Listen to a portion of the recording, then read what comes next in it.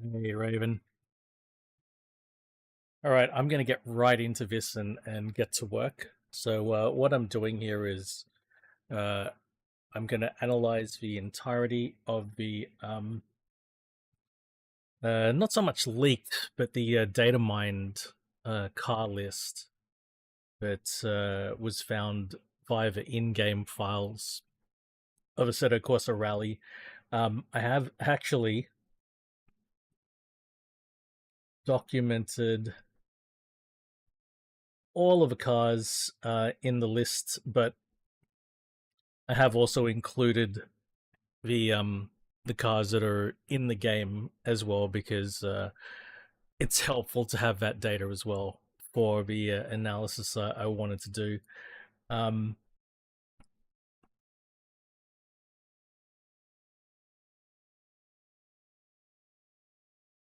hey, Cartel, how you doing? So I'm recording this stream as well. The idea is that I'm going to cut up the information and compile it into a video. Um, so I'm going to start off with just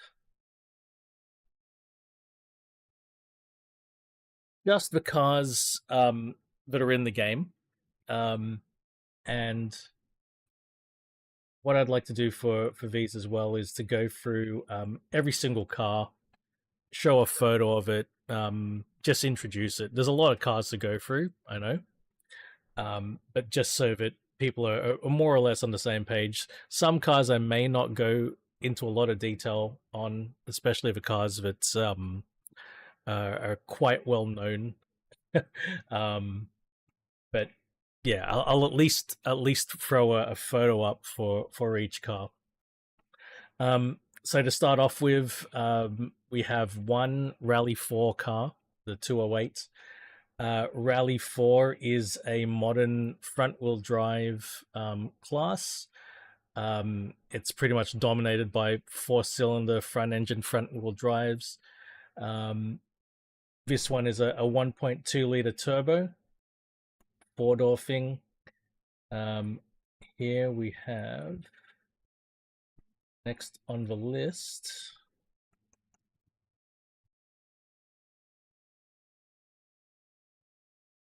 is a Rally 2 car.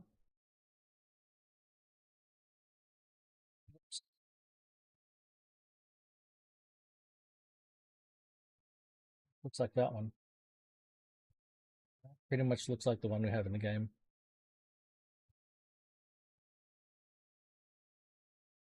Yeah. Rally 2, which is an all-wheel drive, somewhat powerful class, 1.6 liter 4-cylinder turbo. We have that car in the game as well.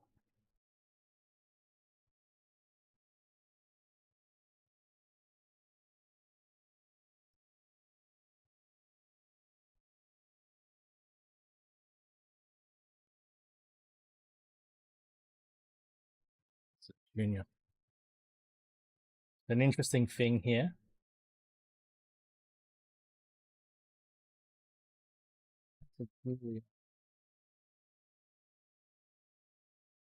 Interesting thing here is that we have a very specific variant.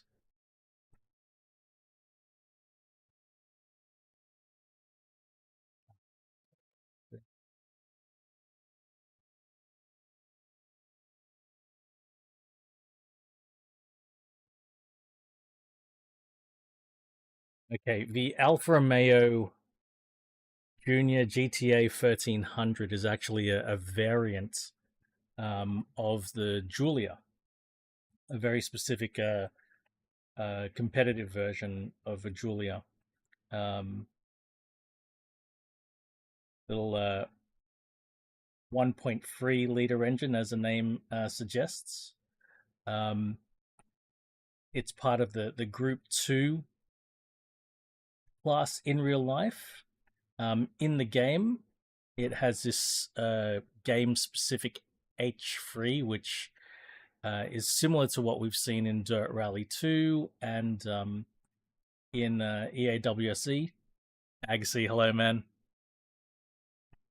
So right now, Agassi, I'm just going through the in-game cars and I guess showing uh, the detail that I've captured, um, so we can get a bit of a uh, what you call it, a bit of a original insight into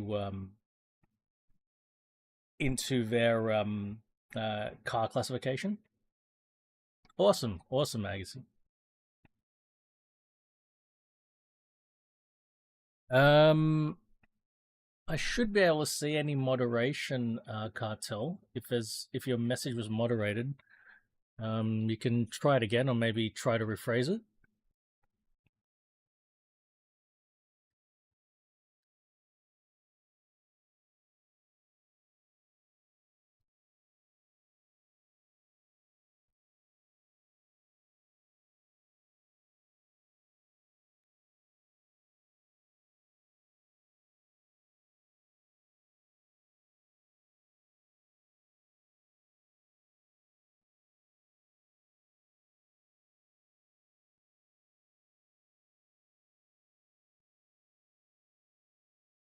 Next one is the iconic Mini Cooper S in Group 2 rally form. One of the original front engine transverse front wheel drive cars. This one a little 1275cc, so 1.3 liter as well. Makes a very interesting competitor versus the Junior GTA 1300.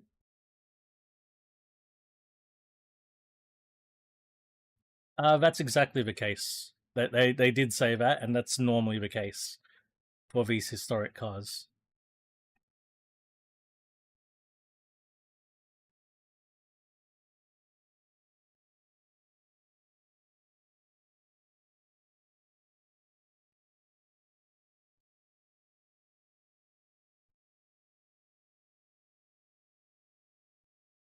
So I'm getting I'll bring up photos of real life cars as well, um, because perhaps the in-game cars may be a little bit different in the in terms of what they've modeled of the in-game files, but we don't know that yet. So I'll always be bringing up what the real thing was. We're going to look at the real thing um, and try to figure out what we can, what based on the real car, what implications that may have on the game. That's the general idea.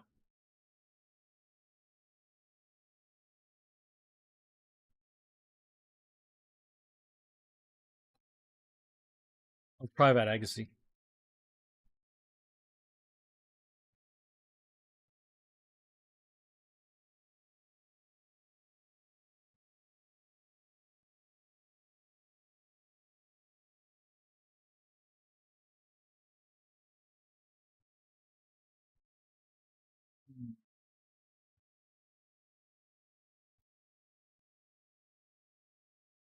All right, so I got to click on this one to get the good res. So that'd be like click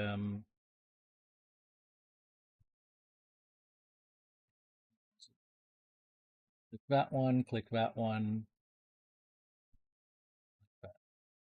All right, yeah, that's the way to do it. Yep. Um, so there's the Fiat 131 above, um,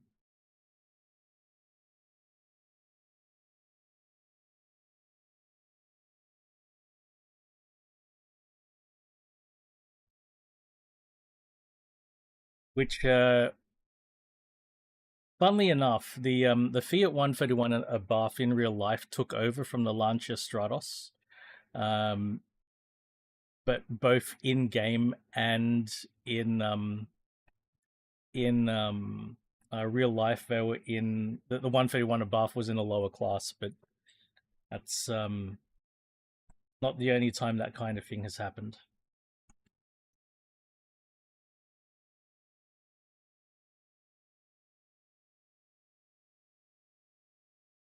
What's what's awesome as well is it definitely looks like um, that the Assetto Corsa Rally team, like for this one, the 124 Sport Abarth Rally 16 valve, that's the livery of a car in the game. We get the iconic livery. Great when that can happen. There may be some complications if there's ever a car that has a cigarette sponsor historically, that is often an issue.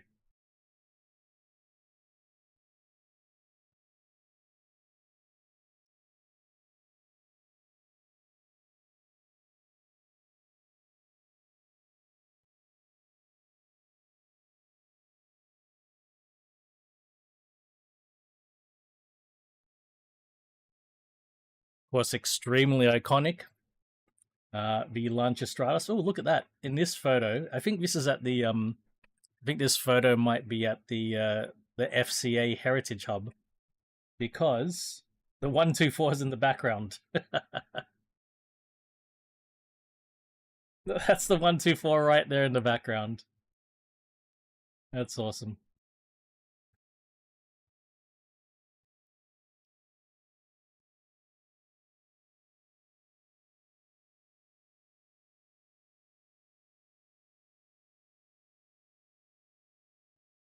Well, we have the Citroen Zara WRC.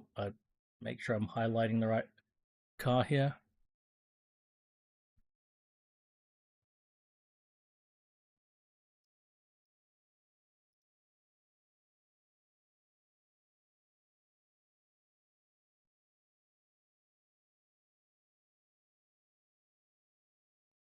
Yep. Currently, I believe it's definitely the most powerful rear wheel drive car in the game. Maybe not exactly um, the most powerful car in the game. I think the 380 horsepower is where the Rally Twos and the yeah, maybe the Rally Two would be 380 horsepower. WRC cars should be around about 320 horsepower. Um, right, Discord it to me.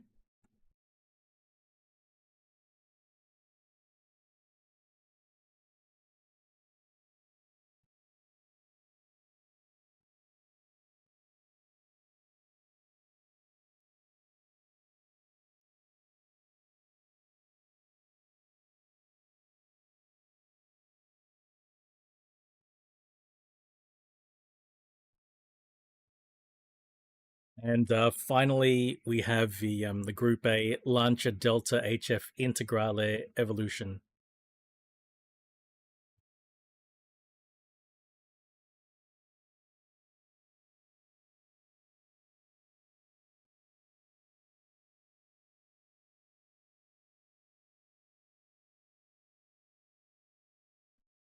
Uh, there's three there's three launches. Which one in particular?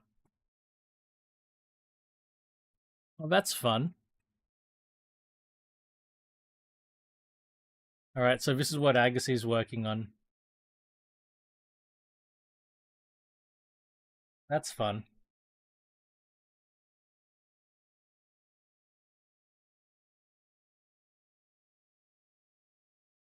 Love this sort of shit. Okay, so the Delta Integrale, because as you see, there's actually three different launches in the game.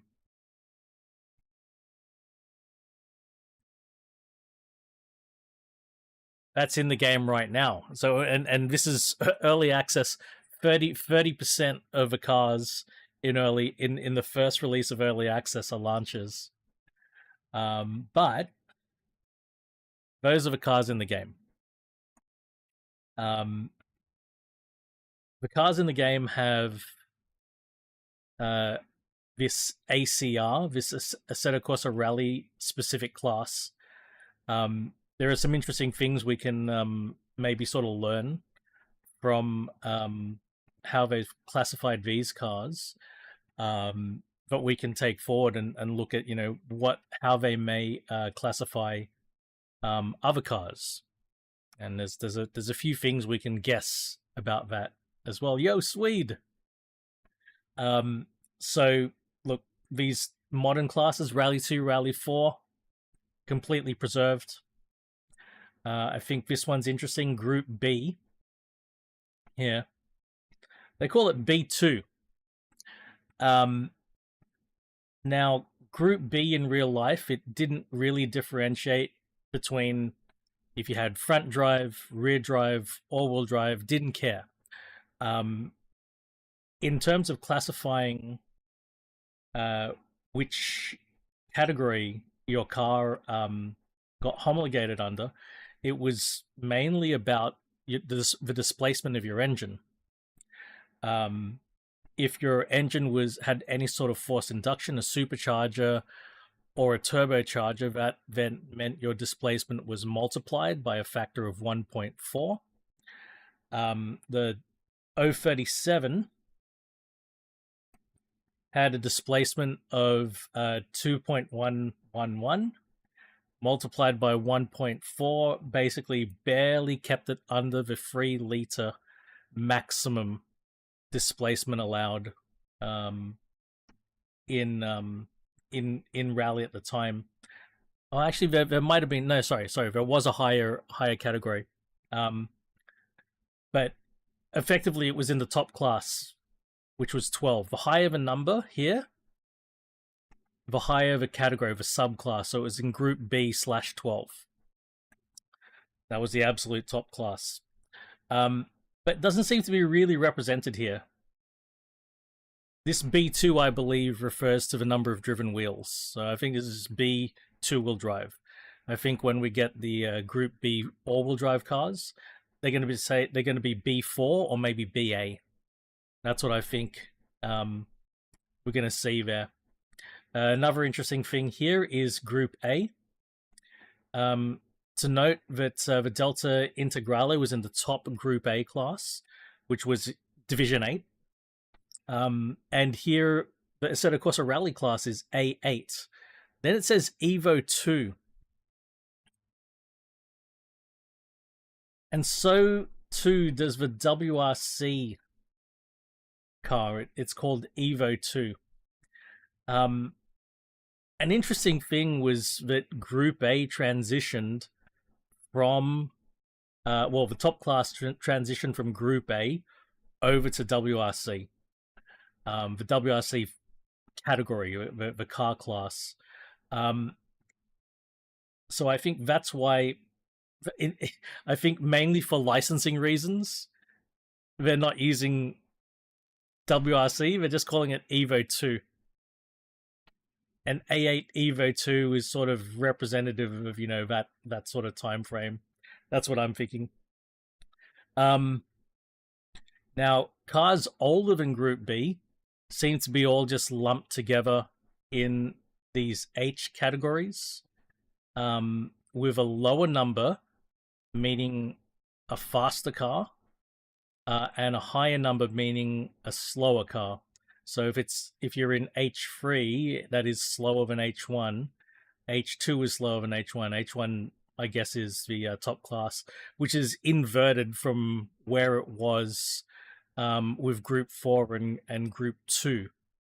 The subdivision, the lower the number, the slower the car. So you see here, the Stratos was Group 4, Division 6, but it's in H1. So it's inverted for whatever reason they chose to invert it. And it looks like we're going to have Group 4 cars dicing with Group 2 cars in the classes. And we'll see that as we look at all the cars together. So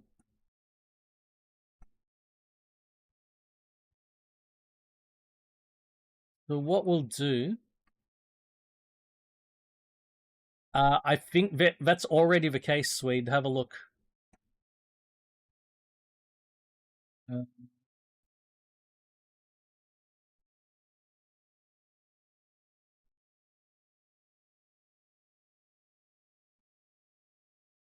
it's already the case that we have mixed front-wheel drive and rear-wheel drive classes.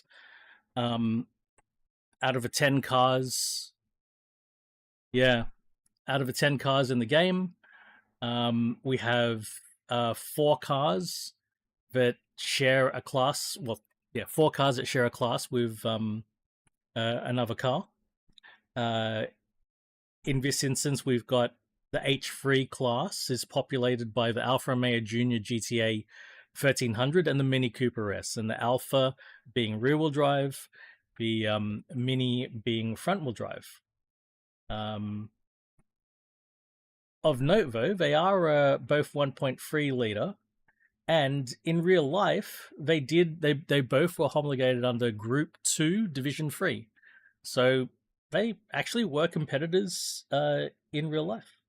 The other class in game that has more than one is H2. And once again, they've done a pretty good job at grouping the cars. They're both Group 4, Division 5, both Fiats, though. And it's interesting because you had the 124 Sport that was competing, which sort of gave way to the Lancia Stratos, and the Lancia Stratos gave way to the 131. So it's sort of, yeah, we'll get around to that. Okay, let's get into it. We will get around to that.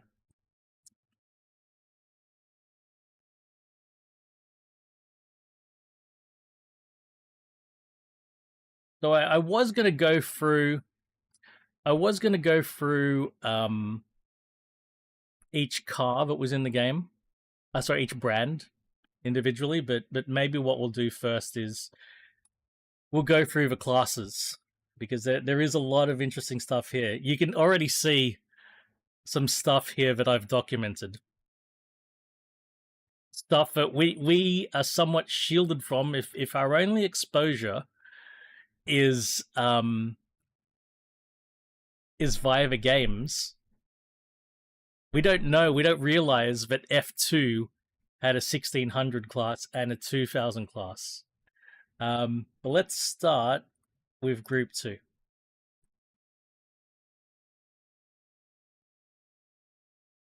So, out of all the cars that were in the list, these were ones that I identified. Now I also might have miscategorized some of these cars.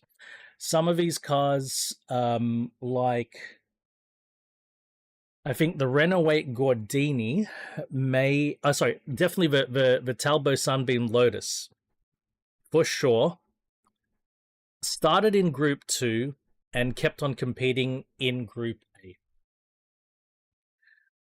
So in some instances, what I've done with my spreadsheet here is I've created one entry for each real life category it was, and just so that we keep up with our imagery.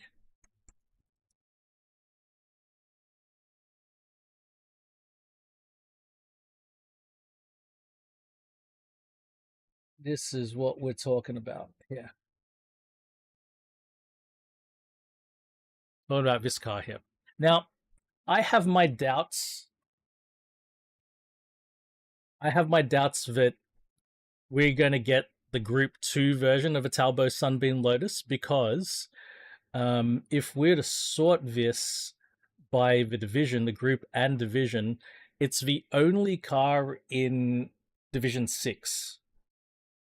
And the reason it's in Division 6 is it has a 2.2 liter 4-cylinder.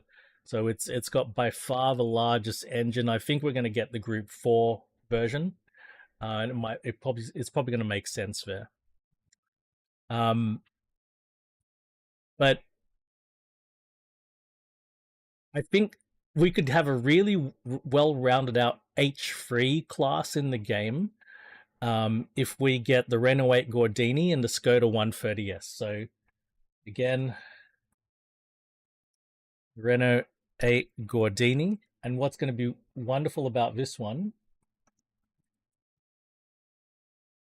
we're going to get one of these cars. Check this out. Check these things out. Um, these are rear-engine cars. Rear-engined. If you know the Alpine A110, uh, this is the predecessor to the Alpine A110. Parts are interchangeable. An Alpine A110 is almost a Renault 8 Gordini, with an Alpine body on top of it. Underneath, a lot of similarities. Much sexier body, of course. They're tiny little cars. And then, of course, we've got. You don't know what this car is? The Skoda 130 RS. Check this thing out.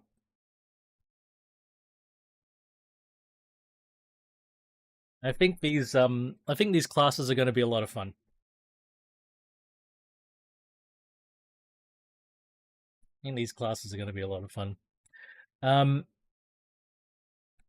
when we move up to these cars, the Fiat Ritmo 75 Abarth and the Cadet, they're a little bit isolated because they're Division 4 and Division 5, respectively. So I'm not entirely certain. I don't have a great concept of where they might land in the grand scheme of things. Very excited to have these cars though, especially if we're going to get liveries like this, right? So cool. And that Cadet is very familiar to us. That's the Cadet we've had in Dirt Rally 2 and EA Sports WRC.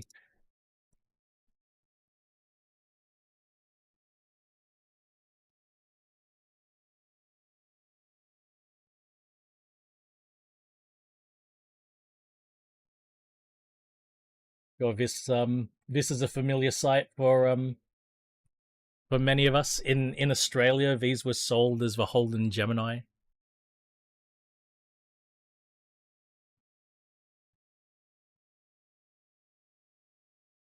Anyway, that's Group 2.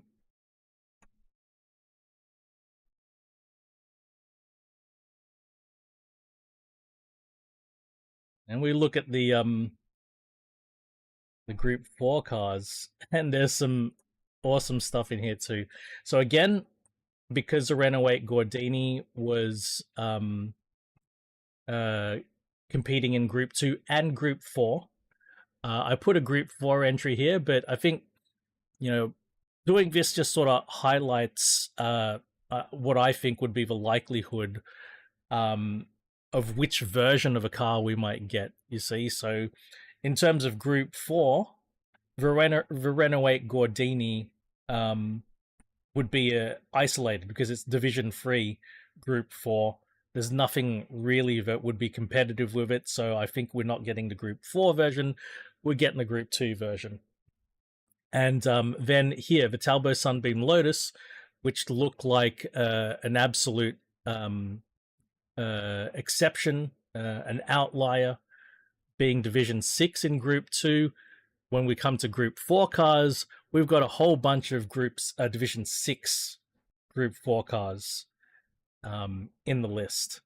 But you can see how this H2 class that already exists in the game could be nicely rounded out with the Group 4 version of the R5 Turbo, which we're familiar with in Dirt Rally 2 and EA Sports WRC. It had quite a road of evolution. The first version of a Renault 5 Turbo, I think it only had about 200 horsepower.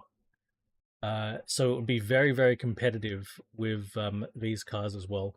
And of course, the Mark II RS 1800 Escort. And again, let me really quickly not forget about this.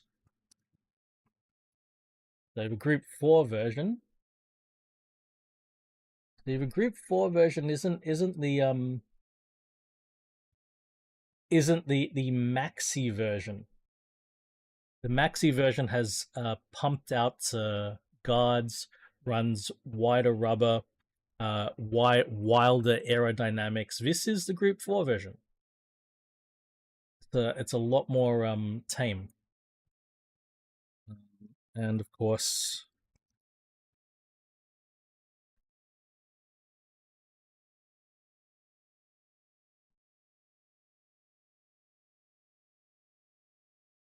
I'm familiar again with the Mark II RS 1800. Um, what's interesting though is that the Lancia Stratos was a Group 4 Division 6 car. In the game, it's in a separate class. So in real life, they were in the same class, these cars, just in different divisions in the game, because I guess the Division 6 not necessarily was considerably faster, uh, but had the potential to be considerably faster. In the game, for game reasons, we get some sort of balancing attempt, I guess. Um, so in real life, we had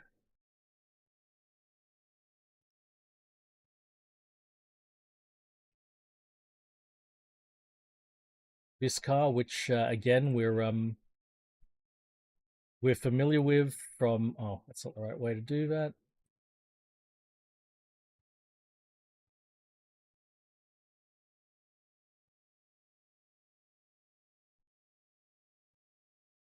This car that we're familiar with from Dirt Rally 2 and EA Sports WRC. Um, oh, this is an interesting one.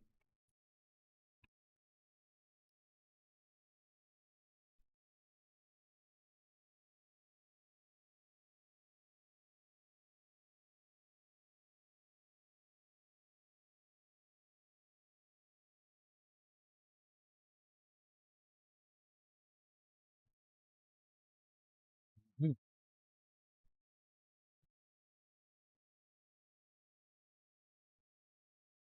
I don't know if that's the actual. That's actually a what it looked like in historically. I think the guards are a bit pumped out. Looks like it was perhaps a bit modified.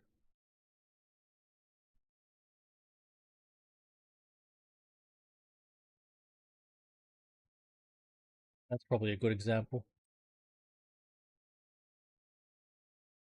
So the Group 4 version of the 911 um SC 3.0, not the I think in the Group B version that we have in Dirt Rally 2 and EA Sports WRC is the RSSC or SCRS. Can't remember exactly which way around those letters go.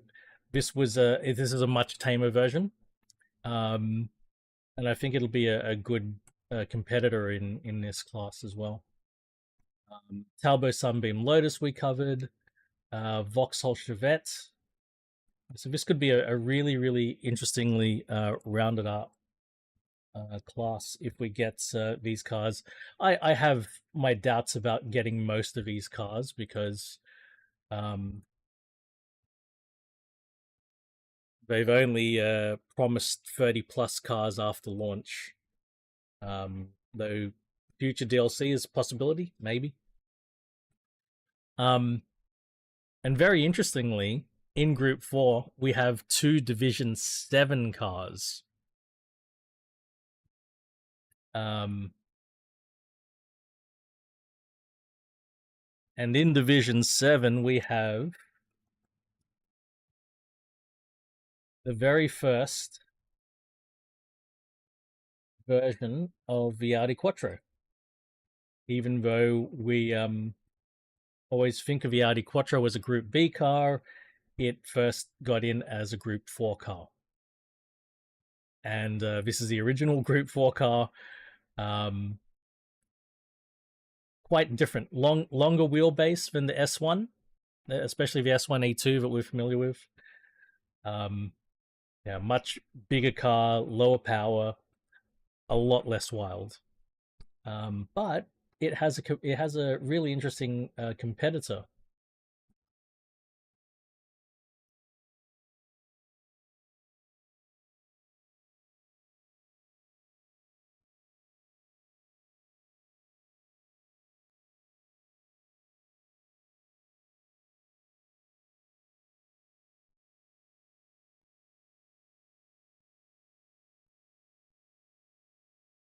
Again, looks like a heavily modified one. Let me see if I can. Yeah, actually here maybe.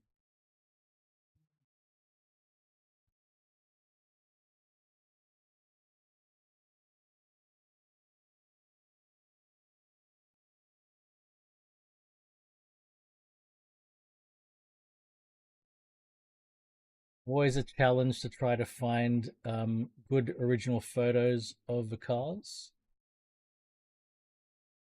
because some of them still continue to be used in competition and they end up getting quite heavily modified.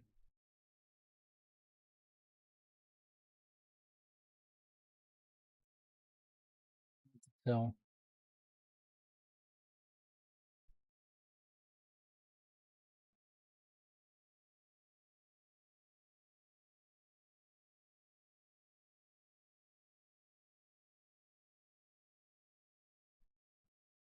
that is likely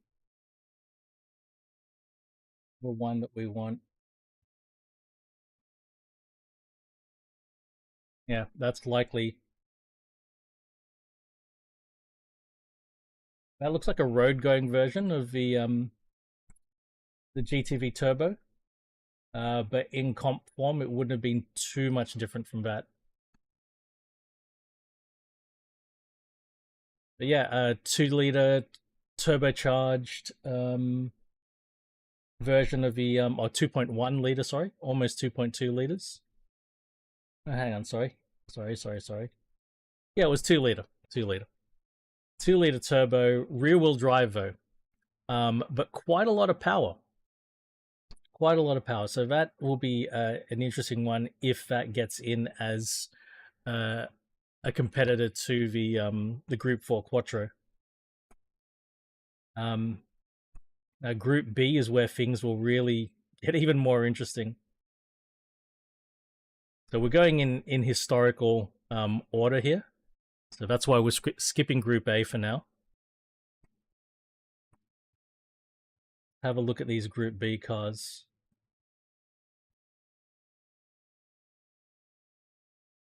I see that. I see the Gremlin resemblance.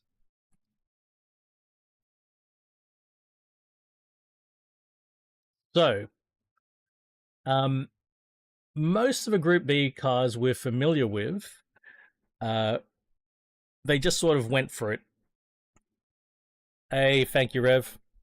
They just sort of went for it, and they were in the top class. You can see here a couple of most of them are Group B slash 12. 12 being the highest classification. But if you look at the very top, you've got the Ford RS200 and the 205 T16. They homologated under Group B 11. Now, both of these cars were 1.8 liter displacement in terms of their engine, and so too was the Lancia Delta S4. That allowed them to actually qualify under the second from the top class, which meant they could run a lower weight and a wider tire. So they had advantages over every single car that was competing in the under 3 liter category.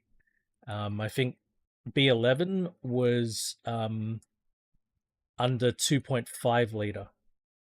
And just so that we are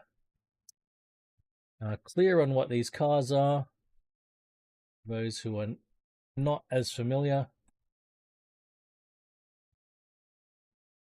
that's the Ford RS200.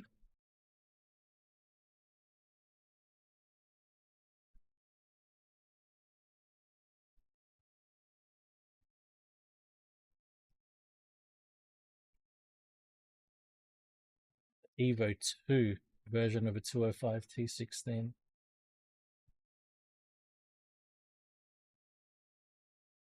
And the Peugeot 205 T16 Evolution 2. They're both actually in Group B 11, and it's interesting that by sneaking in on the second from the top class, they were able to get wider tires and lower weight.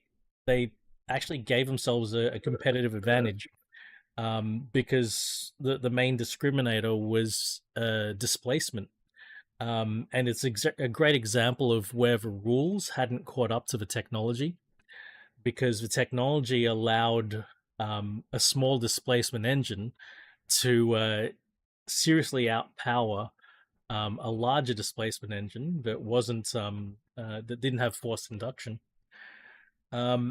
We have a bunch of Audi Quattros.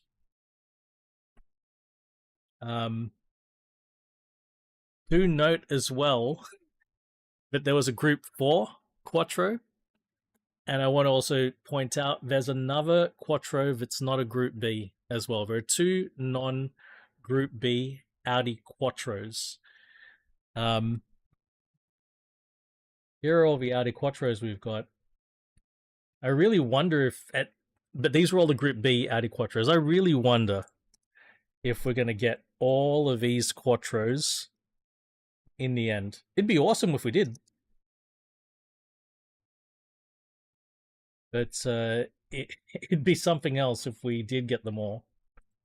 So the first one is the A2 version of the Audi Quattro. This was a lot like the Group 4 version. It's still the long wheelbase version of a Quattro, not the later S1. The long wheelbase Quattros were actually favored by the drivers, and the more successful version of a Quattro were the long wheelbase versions. Not as iconic, maybe, as the later S1 and S1 Evolution 2. Not as wild. But, you know, of course, having these in the games is awesome. You can see that they are shorter wheelbase. They're not these long wheelbase. And one of the reasons they went to a shorter wheelbase was because all of their opponents, all of their competition, were moving to mid-engine cars. Audi didn't want to build a specifically mid-engine car. Audi wanted to prove that their road car design was extremely competent, so they allowed themselves to be handicapped in a way by sticking with how their road-going cars were laid out. And there's the E2 can be difficult to spot the exact differences in the Evolution 2 versus a regular S1. Actually, did I even show a regular S1, a non-E2 earlier? I think I showed an E2 earlier, actually.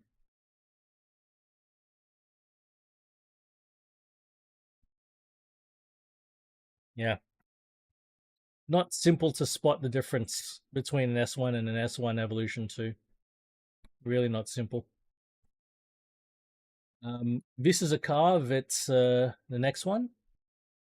I wished we had in our rally games. It has popped up in Forza games.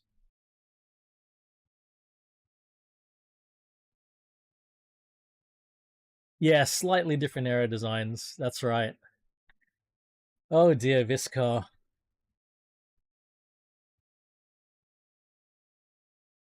Wonky looks really did not perform well, but you know, hey, look, it is turbocharged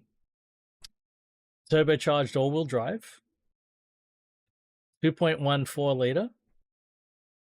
Oh, you should see the ones. Let's see if I can find the ones with more lights.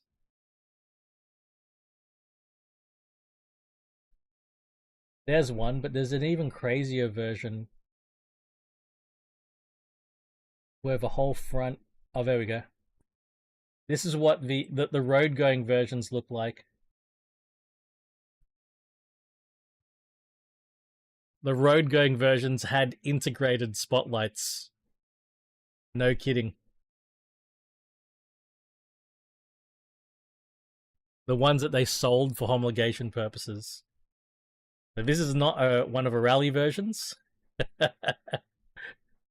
I love you know me, Swede. These 80s cars with where they're a bit wild. You know how much I love them.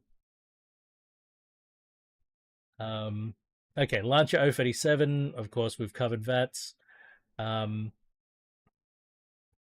but yeah, you know, Lancia was competing. The 037 was competing in B12 with a rear-wheel drive car when all of the opposition were going all-wheel drive. I mean, there are some a couple of examples. With this category B2, there are a few rear-wheel drive B12 cars here. So maybe it could get filled out nicely. Let's have a look. I'll get around to that. That's coming up very soon, Bogged. I'll get around to that. That's coming up in Group A. We're going through Group B now. That's coming up very soon. Um, of course, the Metro 6R4 that we know and love. We definitely want to get our hands on that. You know, that would the sound of that thing would go very nicely in ACR. Yeah, here we go. Here we go. Okay, so then we've got a whole bunch of rear-wheel drive Group B12 cars, Group B Division 12. Some, like this Manta, we are familiar with.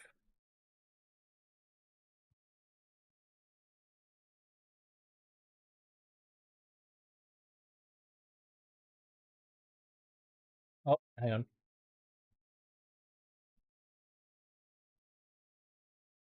Now that's a very familiar thing for us who played Dirt Rally 2 and EA Sports WRC. Um,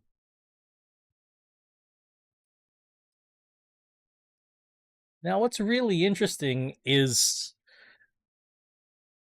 the Renault 5 Turbo Maxi was a Group B car, but we do not get the Group B version in EA Sports WRC or in Dirt Rally 2. We don't get the Maxi, but this is a Group B car. Always, it's made me think it's interesting that it didn't get included in Group B rear wheel drive. And then, of course, as Swede was saying, the Toyota Celica twin cam turbo.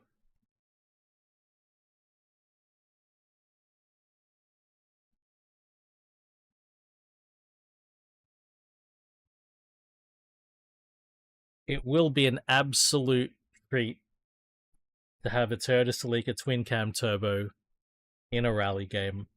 It definitely deserves to be there. I mean, it didn't have great WRC success, but certainly it had great Safari Rally success. So it would be lovely for us to have this in the game. Now, these next cars, note that these next two cars, they're in Group B9, and 9 being quite a low number. There are quite a few categories beneath the flagship B12 class. Starting with this one, the Citroen Visa 1000. It's all-wheel drive, 4-cylinder, naturally aspirated 1.4 liter. Yeah. Let's have a look at it.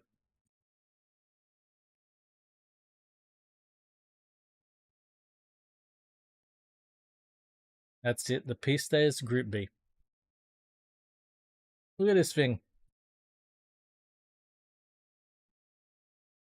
But yes, Group B cars were not all fire breathers. That is a Group B car. And I want it in the game just as much as I want the next car.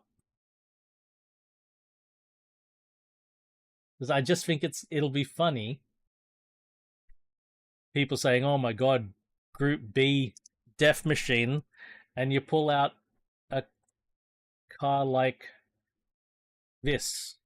Oh yeah. Oh yeah, Group B Death Machine. Look at this fire breather.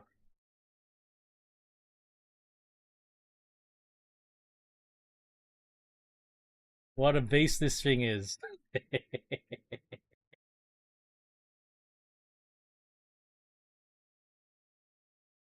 Looks wild and scary, doesn't it?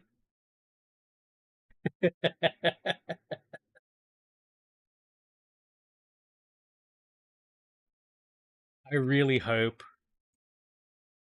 we get these. And look, the fact that they're already differentiating between different Group B cars, you see the 037 is B2, which I think is going to be B2 four-wheel drive, but it could mean something else, right? It could be a ranking, right? There could be a B1 class for the fastest Group B cars, just like H3, H2, H1. We could have H1 being the H1 is the fastest, H2 sorry, H1 yeah, H1 is the fastest, H2 is the slowest. Next slowest, H3 is slower still. I think H3 will be the slowest. So that could be the case. We could have B1 being the fastest Group B cars, and B2 being the next fastest, and then B3 for these kind of cars. That could be cool.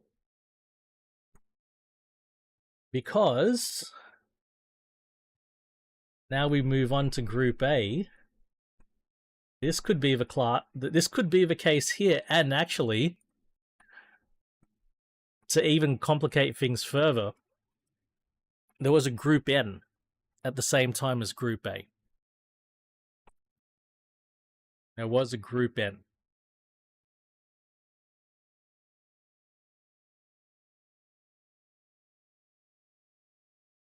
We'll go with the familiar first, the Group A's.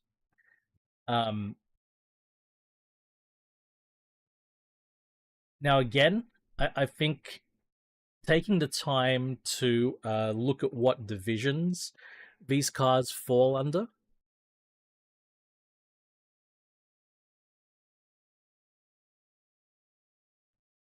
Maybe it's see. Look, we've got one Group A car in the game at the moment, and it's called A8 Evo 2. And coincidentally, in real life, it was Group A Division 8. So I don't think that's a coincidence. Now this Skoda, let me show it on screen.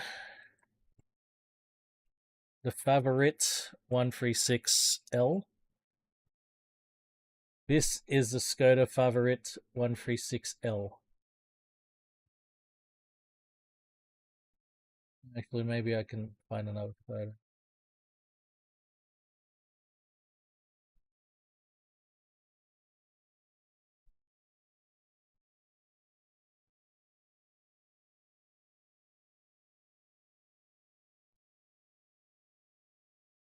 It's in Division 5. It's the only A Division 5. Which makes me actually think. So most cars that were that got a Group A homologation automatically got a Group N homologation.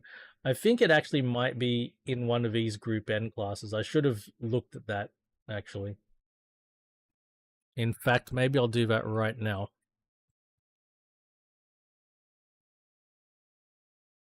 Bear with me. I'm just going to do a little bit of research on the side here. I don't want to dox myself.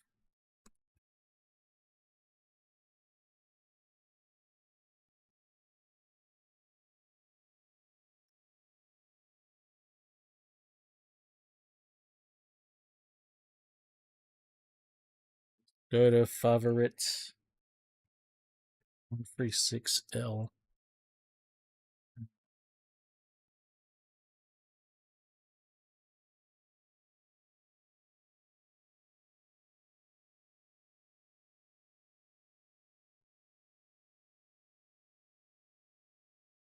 Anyway, moving on. We'll come back to that one.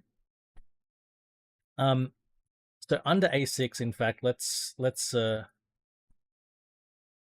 gotten that big picture. There's a really nice looking class here, and this is a class where the rear-wheel drive Corolla AE86 has two front-wheel drive competitors in the Peugeot 106 and the Citroen Saxo 2 VTS. So this could actually be good. This could be a good class for all of these to compete under. But I think they also are in a Group N class together. Let me double check which one.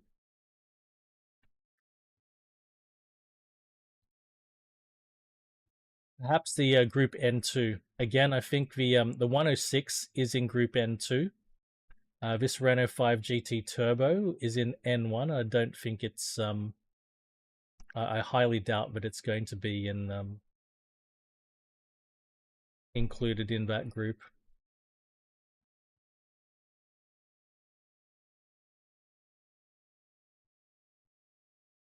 Yeah, I think Group A6. This looks interesting. I feel like it should be an A6 category in ACR, but we'll see. And the other factor is, are these cars even going to make it into the game? If I think there's a lot of doubt about that. But if it does get in, maybe. Oh, now this is interesting. Huh. Okay.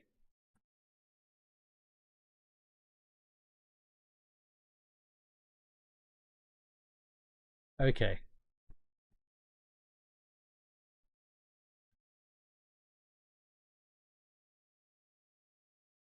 So this car,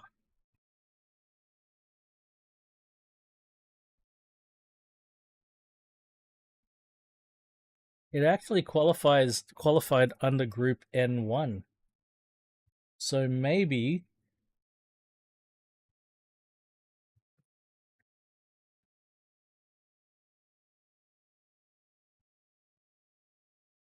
I do this.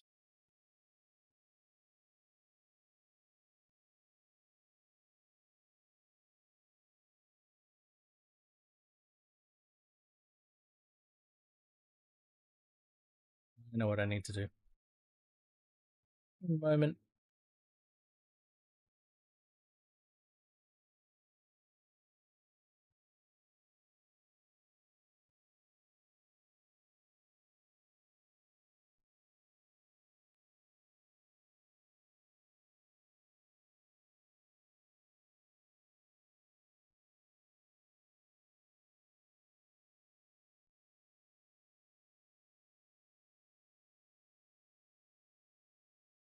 Right.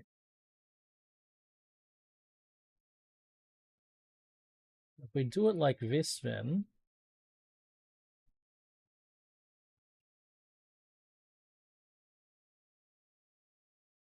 that could be interesting. Have the Renault 5 GT Turbo, which is this car. So we're used to the Renault 5 the R5 turbo,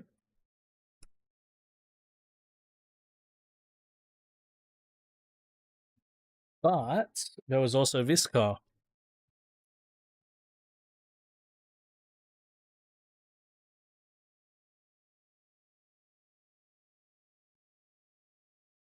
So the car we used to in Dirt Rally 2 and EA Sports WRC is the Renault R5 Turbo, even though a lot of people condense it down and just say the Renault 5 Turbo. It's actually the R5, the Renault R5 Turbo. Then you've got the Renault 5 GT Turbo. So the R5 Turbo is loosely based on this, but this car is the volume selling front engine front wheel drive, whereas the R5 Turbo has a mid engine conversion and is rear wheel drive. This one's the original, the front engine front drive. Very similar engine, I believe, in 1.3 liter. Sorry, is it 1.3 or 1.4? Sorry, 1. It's a very similar engine, but it's transverse and not longitudinal.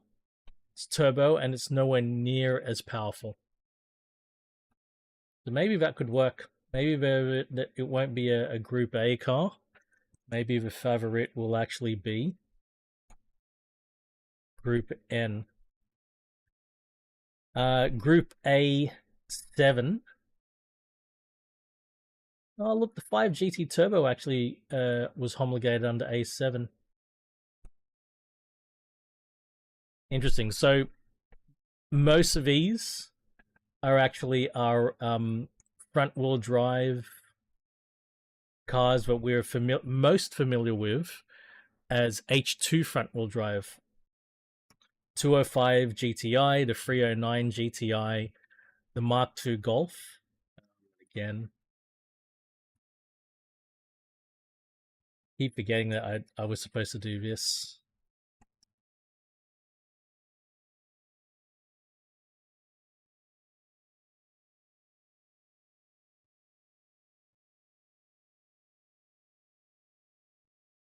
So, you know, those of us who have done a lot of gaming associate this car with H2 front wheel drive and not with Group A, but it was a Group A car.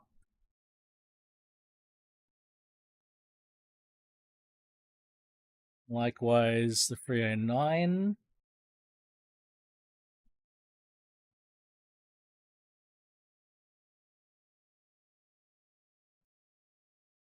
Again, that's a Group A car.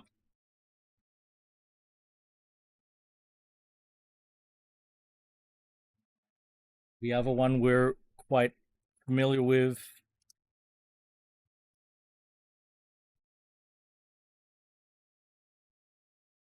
That's even the same livery.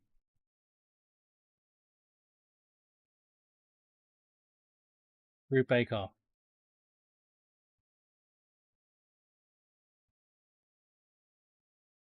If we get all these cars, we could be joined by this one.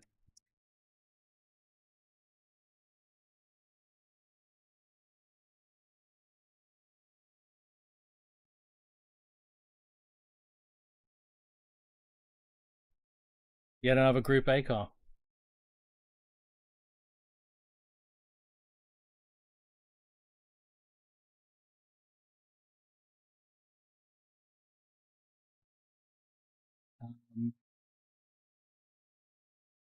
There's one more here, the Renault 11 Turbo, but we haven't looked at.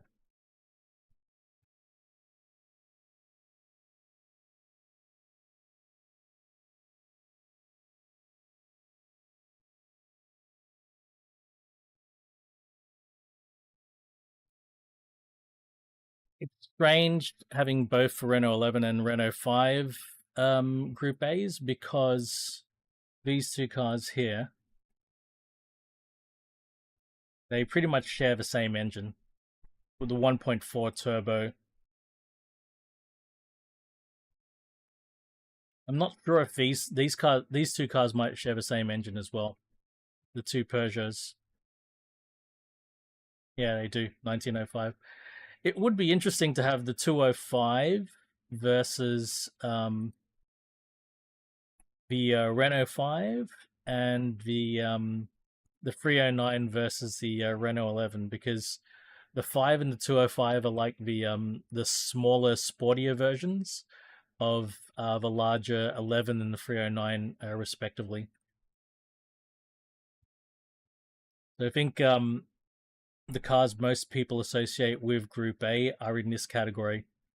A8, the car that's in the game at the moment, the Delta Integrale, the HF Integrale, the Lancia Delta HF Integrale, classified as A8 Evo 2. Did look at it earlier.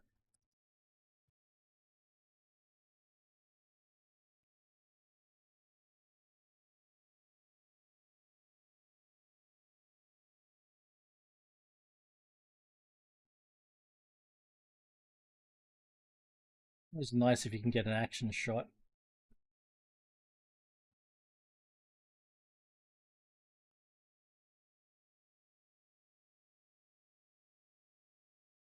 That one there. Um,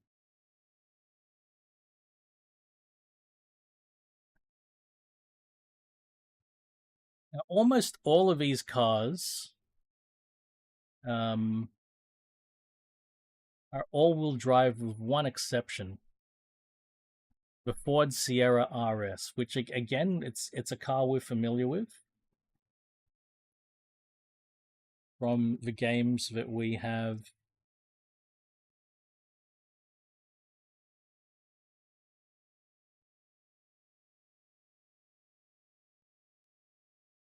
Games we've been playing for some time now.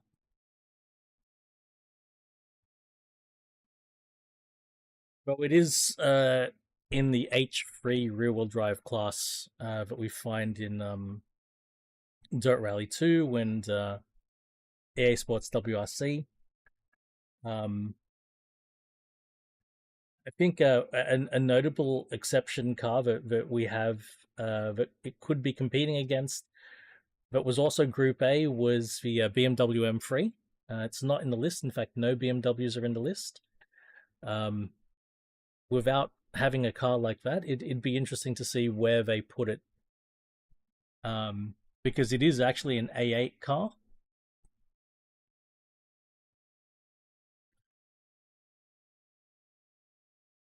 And they've qualified this as A8 Evo 2 instead of just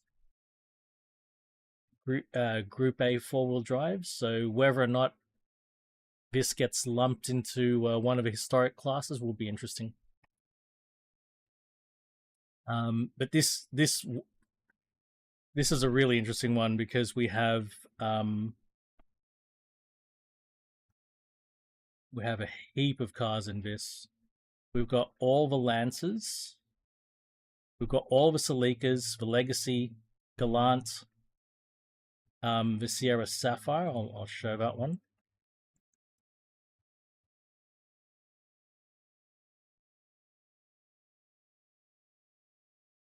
This is the all-wheel drive version of the Sierra.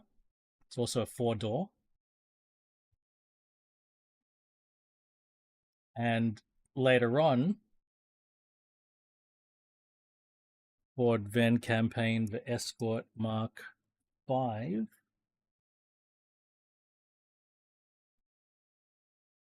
I think again we're quite familiar with.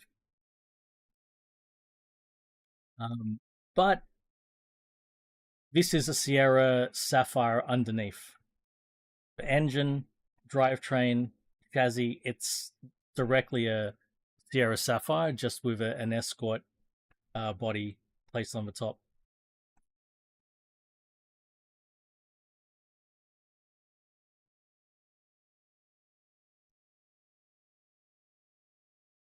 Quite excited for this Audi Group A car. It still has the 5-cylinder. I think this would be fun to have against the Deltas and the Sierras. No, I won't really show all the Gallants and Lancers and the singular legacy. I think we're very familiar with that, but it is worth going through the Toyotas, I think.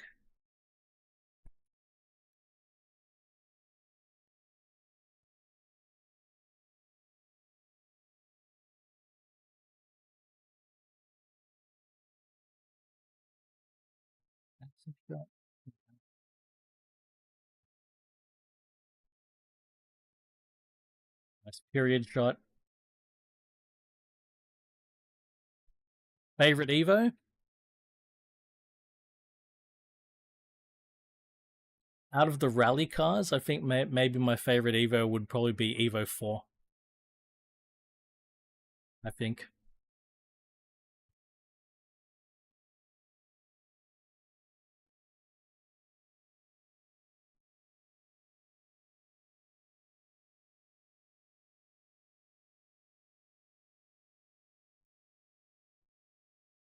185.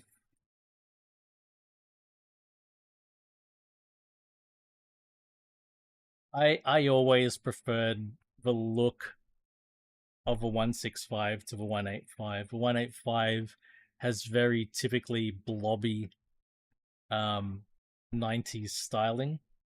The Camry of this the equivalent Camry of this era is one of the ugliest things I've ever seen. So blobby, but at the same time, I can't be too critical because my very own R33 GTS 25T Skyline is, it's from this same styling period as well.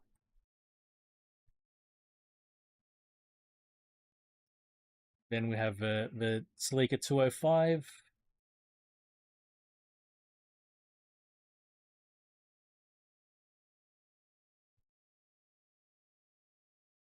Look at that action shot.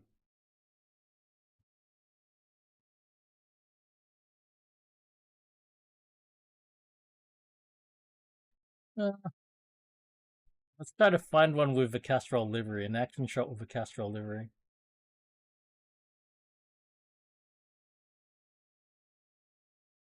And sometimes these things aren't easy to find, eh? Wait, I still another. Maybe that one.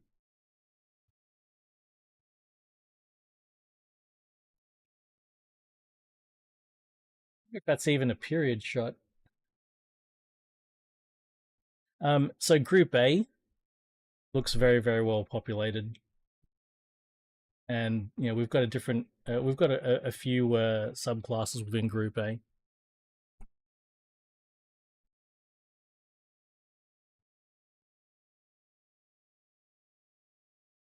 Oh, I've done.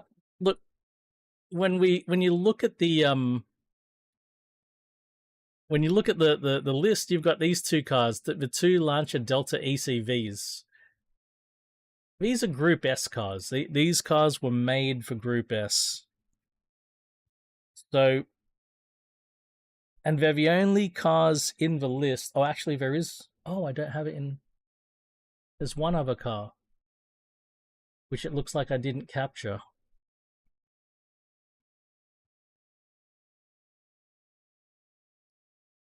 I need to fix up something.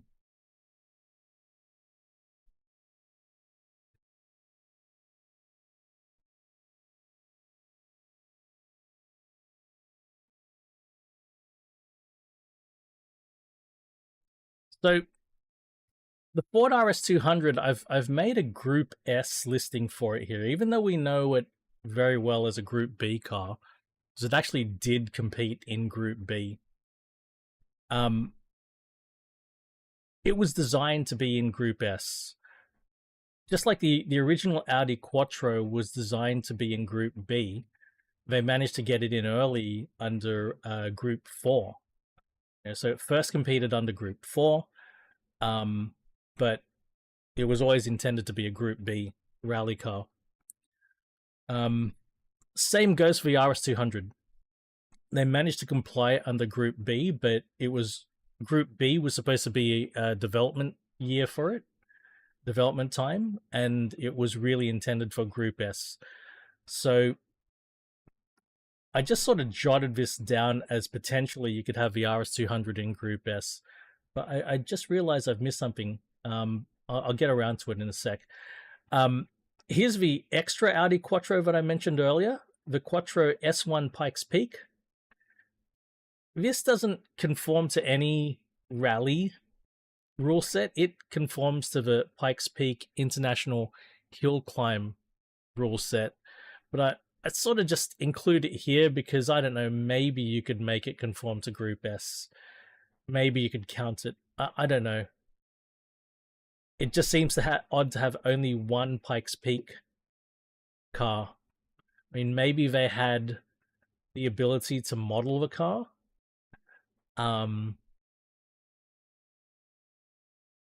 But maybe they don't know what they can do with it. I just realized I need to add an entry live, I think.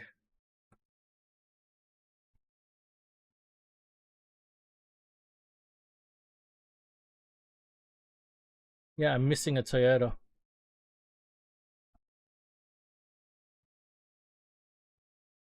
I'll add this one live.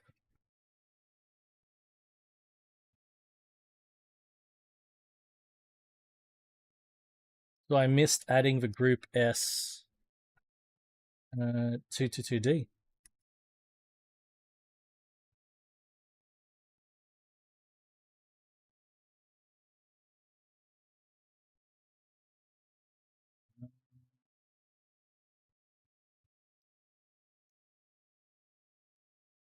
I think that the displacement will be identical to the other Toyotas. The 3S GTE 1998. There we go. Let's do that filter again.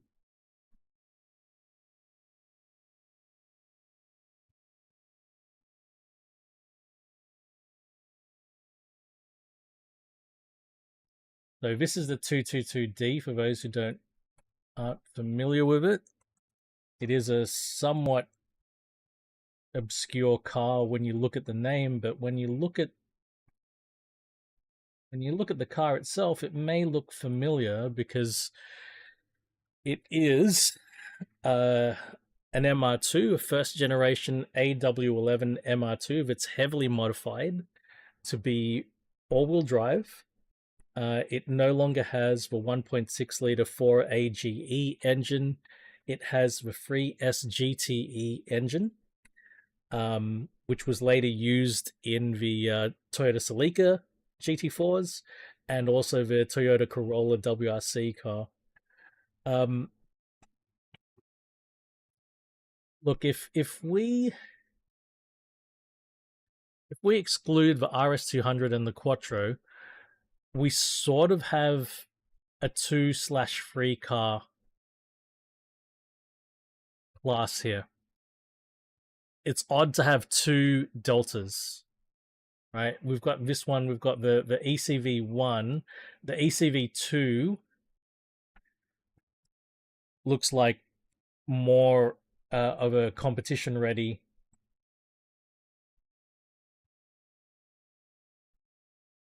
car than the ECV1.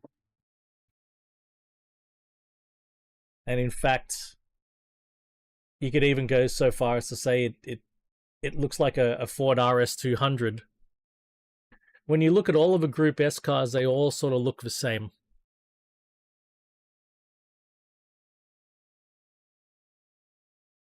I think this is at the Heritage Hub as well because look at this.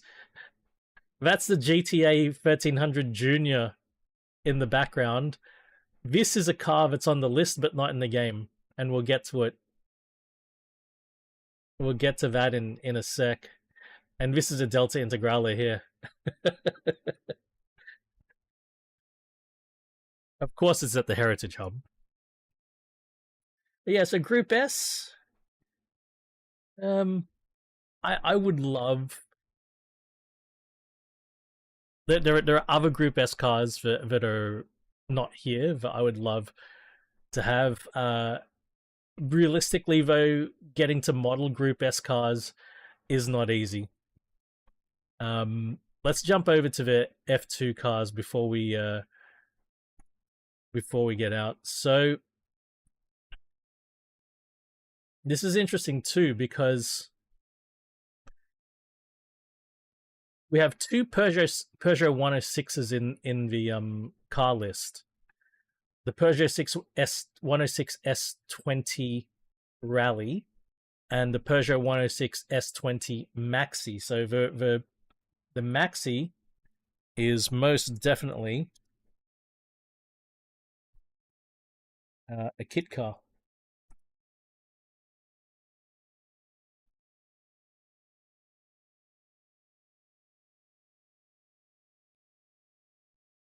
But it existed at the same time as the one that we're a bit more familiar with. It existed at the same time as this one, and we're very familiar with this one. The difference being that there were two classes, well, there were three classes of F2 kit cars. There was 1500, 1600, and 2000. So the Peugeot 306 Maxi that we're quite familiar with was a 2-liter, but the 106 was a 1600 F2 kit car, and it pairs nicely with the Skoda.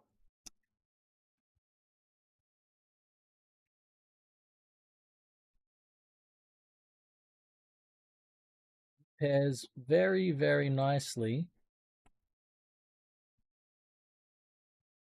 with this Skoda, which was also in the same category. The Felicia was a 1.5. So actually, maybe the other one was a 1.4, and the 106 was a 1.6. So I think that could be a good 2-car category. Otherwise, we have the not Skoda Zara. The Zara kit car.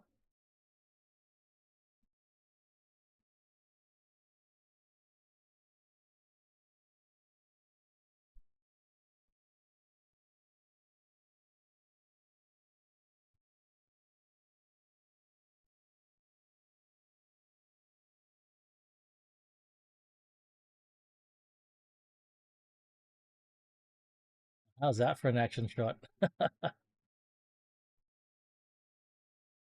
Renault Clio 1 kit car. And then later on, Renault's replaced it with a Megane, but they were all under the 2-liter category. Again, we may not get all of these cars in the game.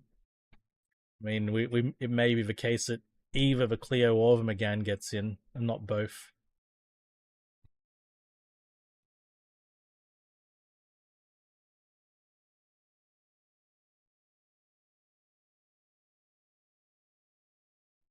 RGT, a favorite from Dirt Rally 2. We found 2 RGT cars. Only 2. But hey, at least RGT is present.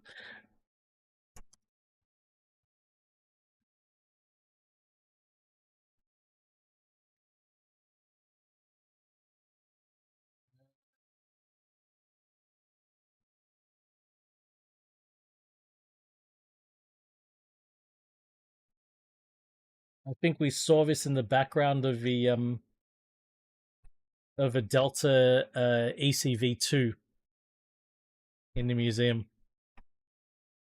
And that's why, when you see that they were able to model certain cars to get access to these, especially with race cars, they typically end up in collections. One organization or even a single person has a collection of these cars. So very often, what happens is they get these game developers get they establish some sort of connection, some sort of relationship with one of these organizations that has a car collection, and then that means when they get access to one car, they get access to multiple other cars as well.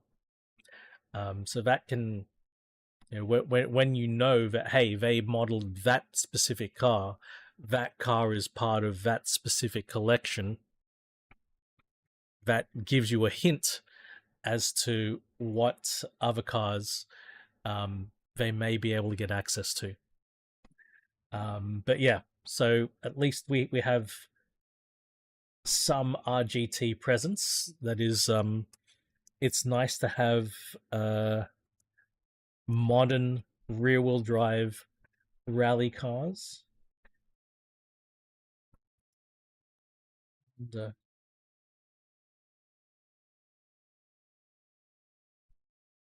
there we are. This is probably what we're gonna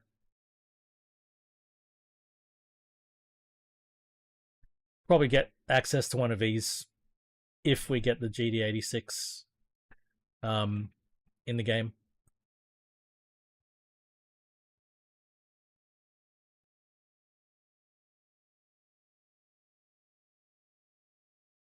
R2, they got really confusing with their naming here. You've got R2 and R3. Then, of course, you've got Rally 1, Rally 2, Rally 3, Rally 4. Now, Rally 2 is different to R2. R3 is different to Rally 3. But the way that humans, games abbreviate these things, I can imagine there's going to be some confusion here between R2, Rally 2, R3, and Rally 3. Between R2 and Rally 2, these cars are very, very different. These R2 cars. They're little front-wheel drives. I think super compacts, I think they're called. One's a Fiesta Mark 7, and the others are Opel Adam. We're familiar with these from the rally games that we currently have.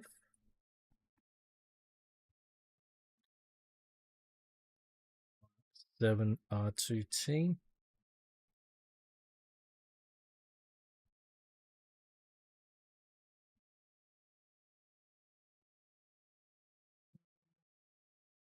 I'll find a good higher.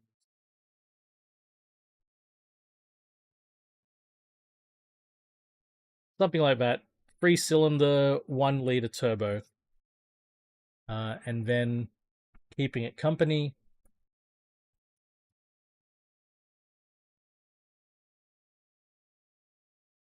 Oh, that's quite a nice action shot. Oops.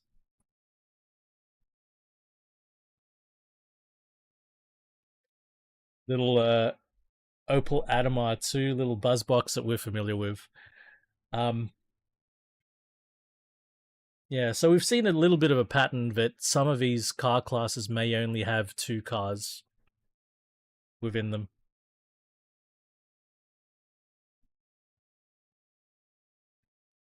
This next one's interesting. This R3. There's only one car, and it's the Renault Clio 3. The game file explicitly calls it an R3. I don't believe it's a Rally 3. If we were to also include Rally 3s, the later, I think this is a mistake too. The later Clio is here. The R3 class itself is a front-wheel drive class, and the Clio 3 most definitely competed in R3, but it's the only car in R3. So that's a curious one. And show you what this car was like. The Renault Clio R3 was this model, Clio 3. Was this specific Renault Clio.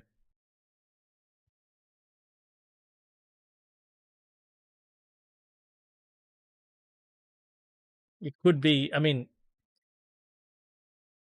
there are instances in these games where you only have one car in a class, one makes, so not to say that we won't have just a single car in the class if we do get this car, but a shame when it's only one car.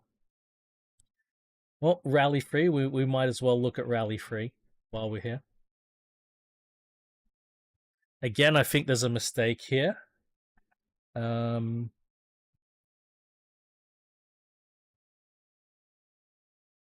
I don't really feel like there was there's a Clio 5. I think we only went up to Clio 4.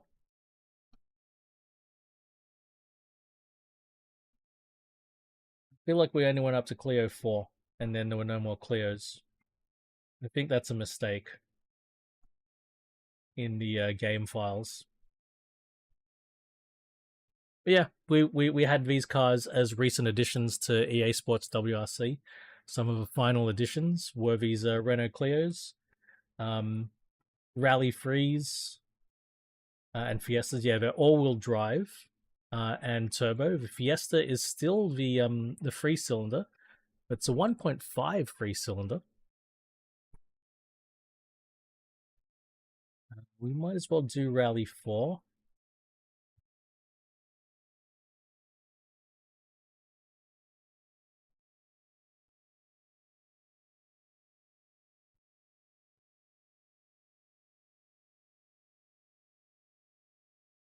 But yeah, we have a Rally 4 car in the game. That's the Peugeot 208, which is a very divisive car.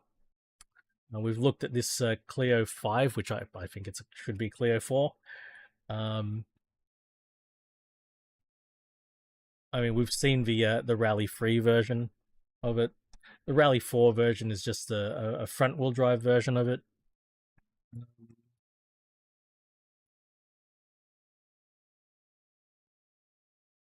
This one as well, we have in...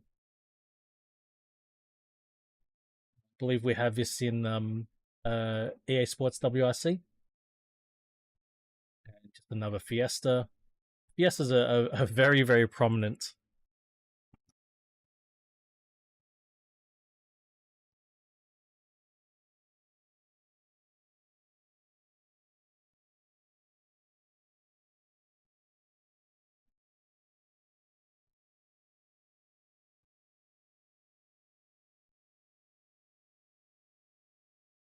It's interesting. We have a couple of 3 liters, a couple of 4 liters. They're all turbocharged.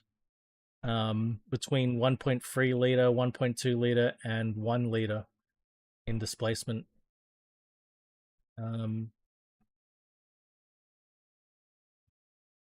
Moving up, we have the Rally 2s, and again, we already have a Rally 2 in the game. These are quite a fast car. They're all-wheel drive, 1.6 liter turbo, about 380 horsepower from memory. In Dirt Rally 2, these were the top car class. In Dirt Rally 2, they were called R5s. R5 became Rally 2. Yeah, fairly modern cars. We were all fairly familiar with them. The Hyundais, the Skoda, the Yaris, Citroen C3, and Ford. I'm not going to spend too much time here because they're very recent. What's really interesting is that there are a couple of Rally 1s. There are exactly 2 Rally 1s, but there are only 3 Rally 1s in total. We have a Ford Puma and the GR Yaris. What's really strange is that we're missing the Hyundai Rally 1. Unless one of the WRC cars, so we've got two other categories here that we'll go through, but we'll just jump ahead to the broad category of WRC.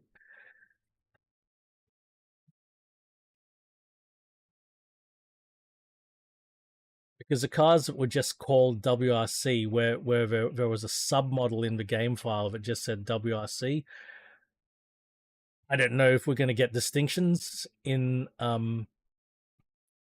within the game. The Citroen Zara is just called an Evo 2, so I don't know how these are going to be classified. If we're to look specifically at the Zara, it's called an Evo 2.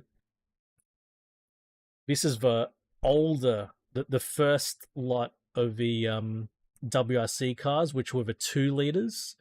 The 1.6s are the newer ones. You can see that clearly with the Citroen C3, C4, and the DS3. The C4 was the older 2 liter. The C3 and the DS3 are the newer 1.6 liter WRC cars. So it could be the case, since the Zara is a 2 liter, but the C4 and the DS3, these are called Evo 2s, and maybe the C3 being the C3 and the DS3 being 1.6s, they might be called Evo 1, maybe? That's a little bit of speculation, because if we sort by the displacement, actually, let's just filter it out.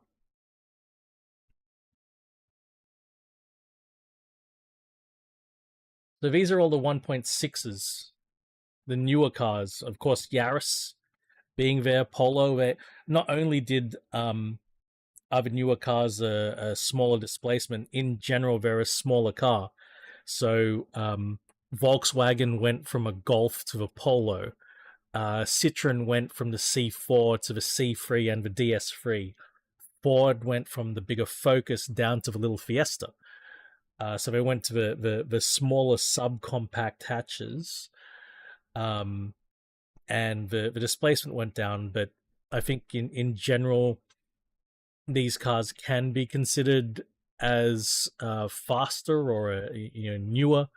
So maybe these cars will be called Evo 1. And then the other cars, the 2 liters, maybe those are the ones that will be called Evo 2. All of these ones, the older ones. Because the Zara is an Evo 2.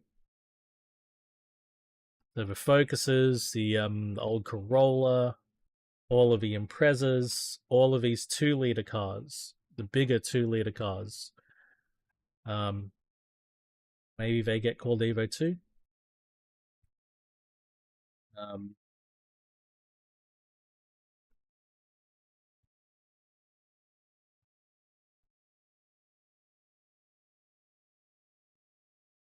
Since the Rally 4 and the Rally 2, they're called out. What's the Rally 2? So we don't have a Rally 2. I need to clear this filter, sorry.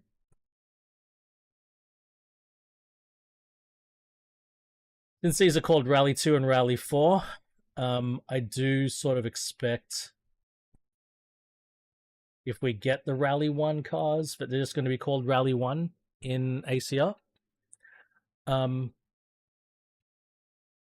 This is an interesting one as well, because while the Rally 1 is a class, these sort of represent the most current WRC cars, and we know very well that Assetto Corsa, Kunos, Supernova do not have the license for Assetto Corsa Rally. So this is it is interesting to see these cars in the work in progress list.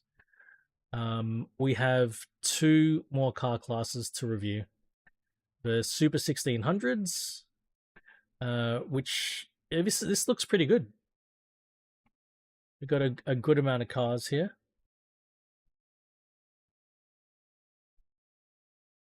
I think we've seen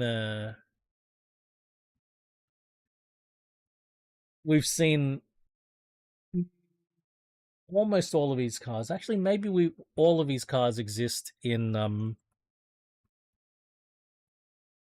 EA Sports WRC. Yeah, so it makes sense that they were available. Um,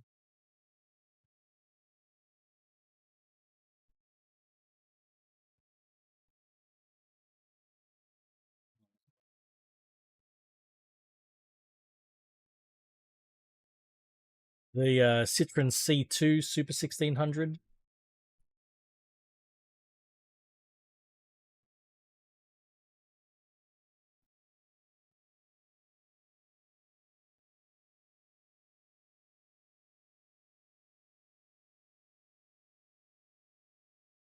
the older Citroen Saxo 2 Super 1600.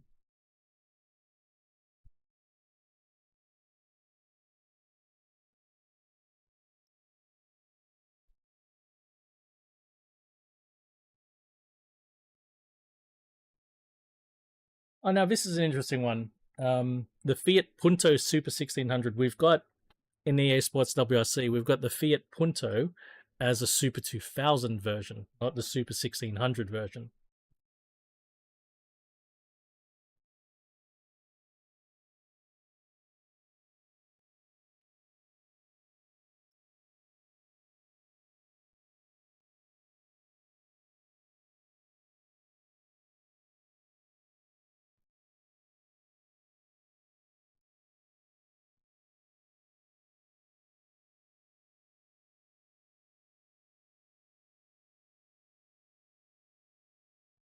Okay, twin throat. Okay, so DCOE is just like Weber's internal code. Uh, DCOEs are twin throat, so that's sort of, you don't need to really know about that. But yeah, two barrel. You might hear about four barrel carburetors. Um, but uh, 45 is the diameter, 45 millimeter carburetors. So I think the DCOE, we called them decos back in the day. The DCOEs, I think they're available in a 40 or a 45. I think those were the only two versions. There's a 38 millimeter um, side draft. I don't think it's called a deco though. Um, but yeah, six carburetors is a lot. Uh, on a V12 engine, three carburetors would normally do it. You could have four carburetors on a V12 maybe. Six carburetors is a lot because they're. See, the thing is, because they're twin throat. Decos are twin foot. LP400 had six. I didn't realize they had six. But yeah, V12. That was my guess because a deco is a twin barrel. You could have one barrel per cylinder. So my friend had twin 45 decos on his four-cylinder Datsun. Yeah, he had two decos. And yeah, one so two carburetors were feeding four cylinders. And it basically was sort of one barrel per cylinder and sort of thing. Um, though you could also have a single barrel carburetor going into a intake plenum that feeds four as well.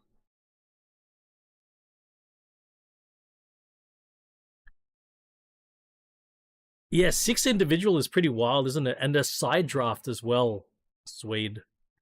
But if you think about a V12, um, it's like having two six cylinders, two inline sixes, and each inline six has three carburetors. That's sort of what it's like.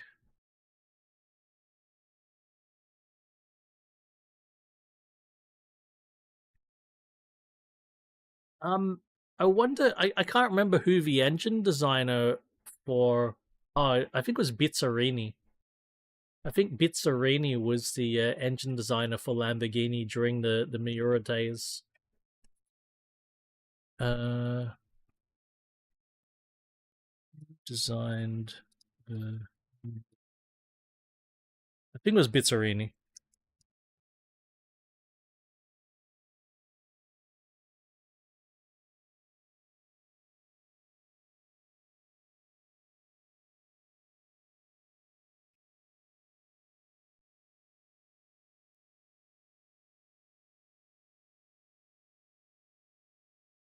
Yeah, it was. It was Giotto Bizzarini.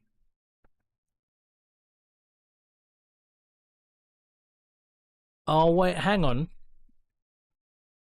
Wait, Giotto Bizzarini did the original design of the V12 in the regular Miura, but if you're talking about the LP400, the Quattrocento, because um oh no, hang on, LP400. Yeah, you've LP400. They okay. Sorry. The P400, the original Miura, was a transverse mounting, a Countach LP400. Same engine, same engine.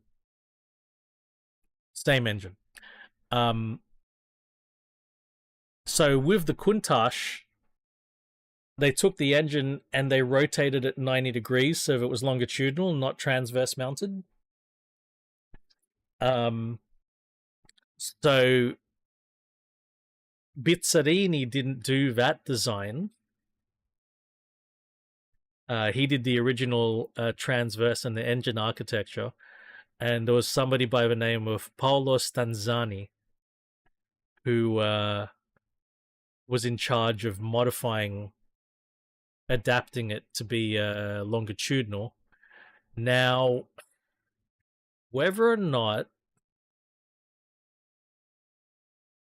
there was a change in induction, or a change in the number and type carburetors between 400 and, because I feel like the Miura had triple carbies.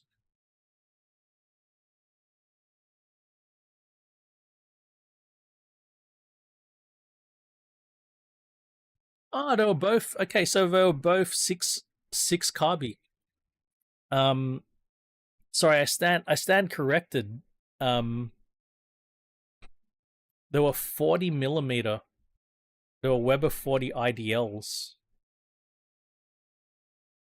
There were Weber 40 IDLs in the Miura.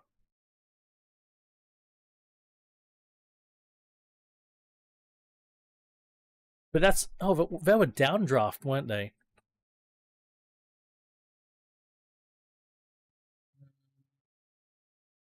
Yeah. They're downdraft. So yeah. Yeah. You know what? You know what? I think I think I recall. I can't remember. Maybe it was Harry Metcalf or the guy who services his Lamborghinis. One of them was talking about the Miura and the fact that it used downdraft carburetors sitting on top of the engine rather than the side draft carburetors that sat on the side. I'm looking at Miura P400. But regardless of whether it was Weber's or another brand, um, the carburetors were mounted on top of the engine. Um, and because these are, carburetors are mechanical, um, they're not as contained as your fuel injectors. Uh, so you can have fuel spitting back out the intake of a carburetor, or overflowing out the intake. Um, and what used to happen, what used to happen was the carburetor sitting on top of the engine, and fuel used to spill out of the carbies and land on top of the engine and pool on top of the engine. And if you imagine, the engine's very hot, the fuel's just sitting there pooling up on top of the engine. That was one of the ways that Miura's caught on fire.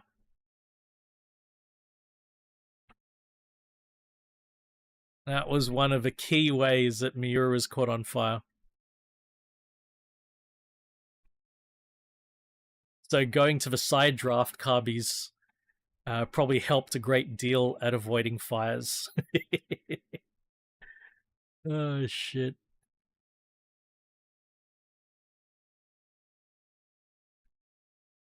But, Lamborghini wasn't the only Italian manufacturer with V12s that had uh, downdraft carburetors. Oh, yeah, yeah. Look. Between that engine was still used in the Diablo as well. They just replaced the carbies with fuel injection. Oh well, I mean they did the same. I think the fuel injection came in with the Countach LP5000. I think. Um, but you know, yeah, and they just made changes to the induction, to the cams, to the components, but the general engine architecture remained for a long time. It served. I can't even remember. Maybe the Murcielago even had that engine. I can't remember. Anyway,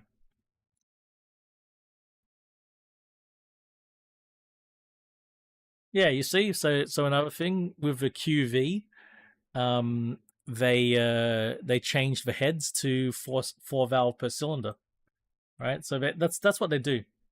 I mean, even the Lancer engine, the 4G63, the Lancer 4G63 engine, it actually started off. Oh my god, that's something I wanted to talk about with this as well. Um, Sidetrack, but that's okay. Sidetracking is fun.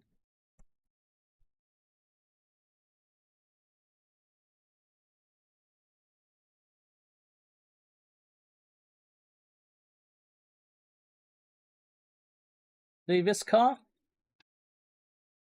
This little Lancer here, the Lancer EX2000. This was the first car that had the 4G63. I think it was entered under Group. Was it Group B? Or maybe it was. I think it was Group B. I think it was developed during Group B times. Um, yeah, it was mainly used to develop the 4G63. Um, Mitsubishi wanted to compete with this car in Group B or Group S.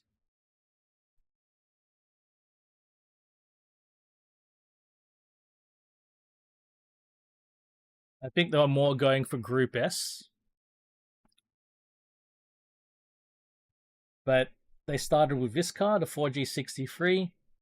They intended to use this car to compete, and this car was going to compete against the Toyota 222D.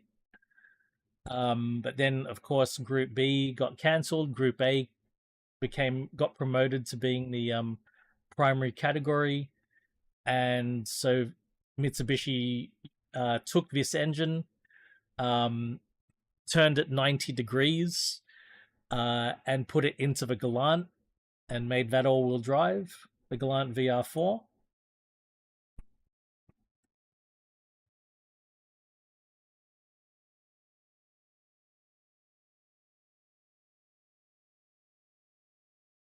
This one, of course.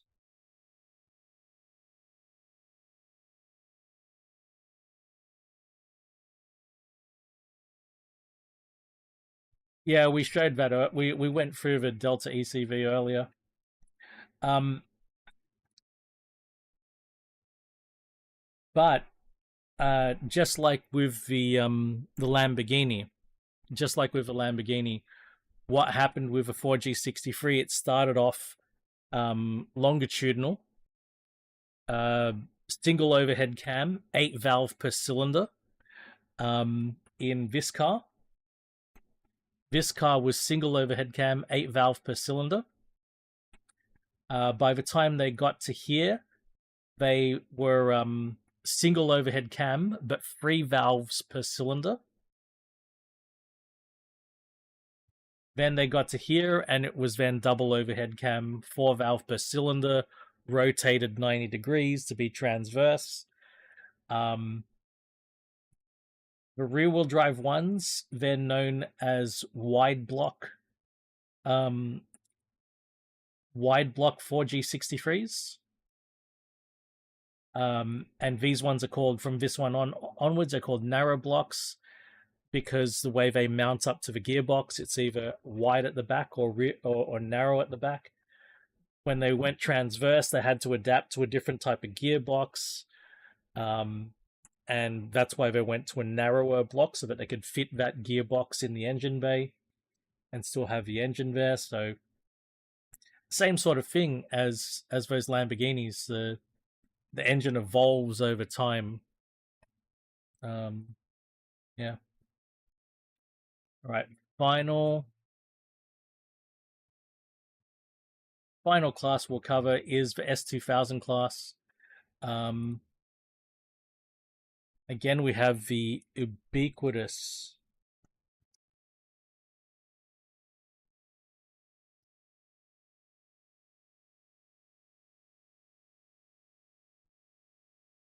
Fiesta.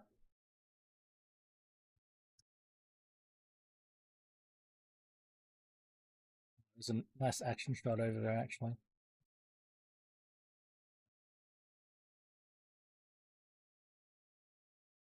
Is that from a game? Nah. You got to be careful with some of these screenshots because some of them could come from games.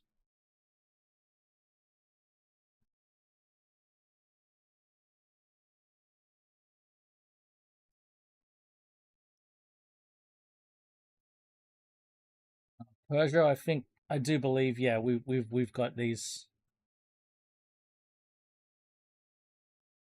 We have a Persia. I think we've got a Persia S2000.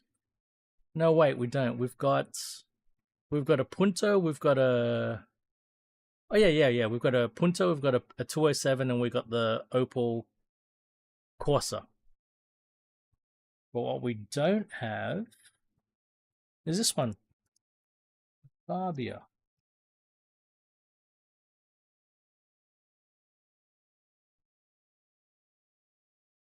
An awesome action shot. Go to Fabia 2 S2000.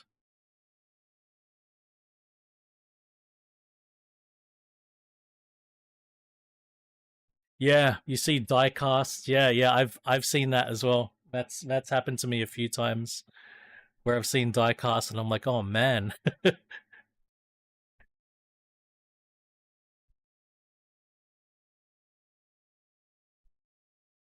Okay. So that's pretty much the entire car list. Well, that's all of the classes. Um, I think they're doing some interesting things with their with the car classes that they've listed so far. I think they might be going a little bit closer to matching the real life car classes, but they're not quite going to match it. You know, and that was evidence here with these H2, H1, H3, right? But more modern, you have Rally 2, the Evo 2, and like I said, I believe they're using Evo to replace WRC. There always does seem to be a number to indicate,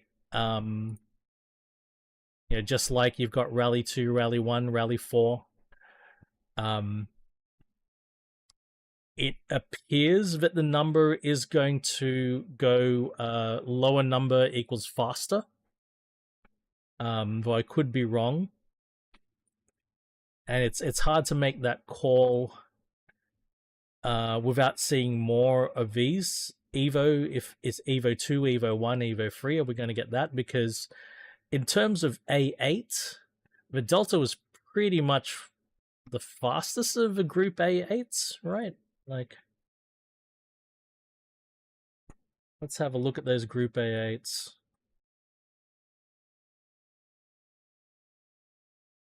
Yeah, I think the Delta was the fastest and most successful out of all of those, though, hard to make that call.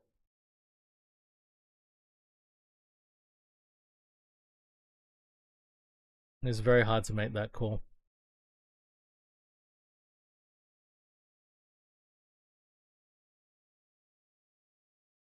I mean, Celica and Lancer are definitely newer than Delta. Now, notable emissions. Cars we didn't see. I think the craziest thing that we didn't see in this list that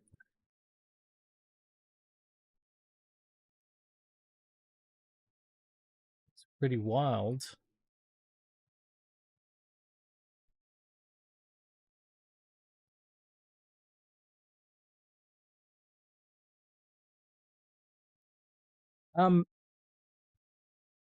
We have 3 launches in the game, yet the only 2 launches that appeared in the file were the 2 experimental ones that didn't actually race. That didn't actually get to race, so there are 2 very prominent launches that we're completely missing. The first one, of course, being the Fulvia. It's not on the list.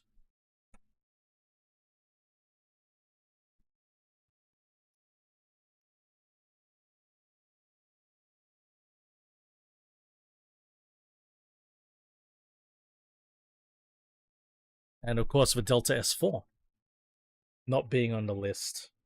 I can't imagine that these 2 cars will not be in the game. I have a very, very difficult time believing that an Italian developer with these kind of relationships with the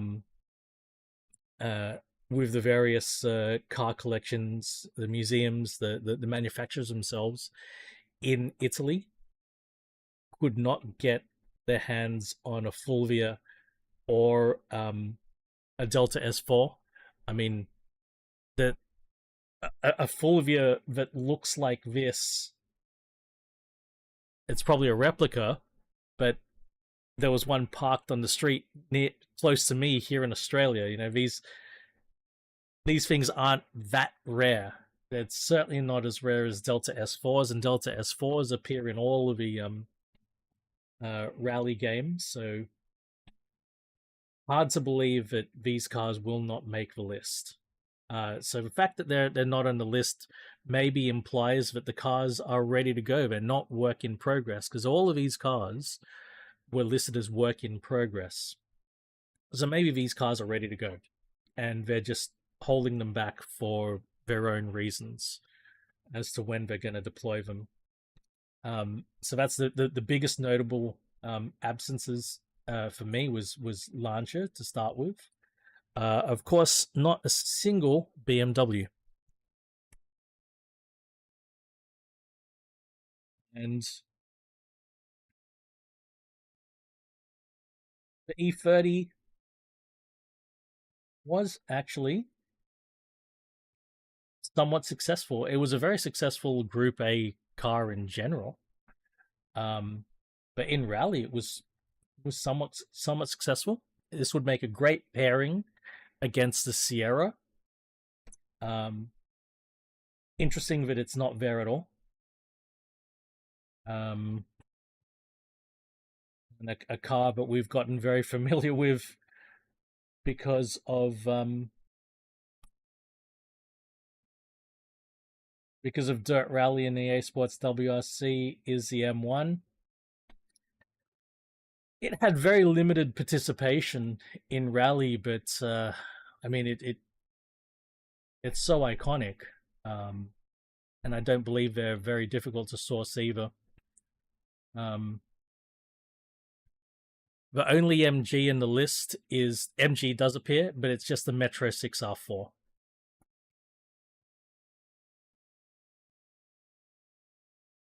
That's the only one in the list. But that is a good call out. That is a good call out.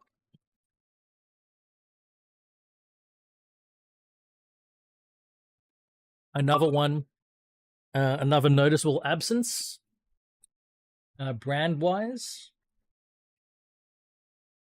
Of course.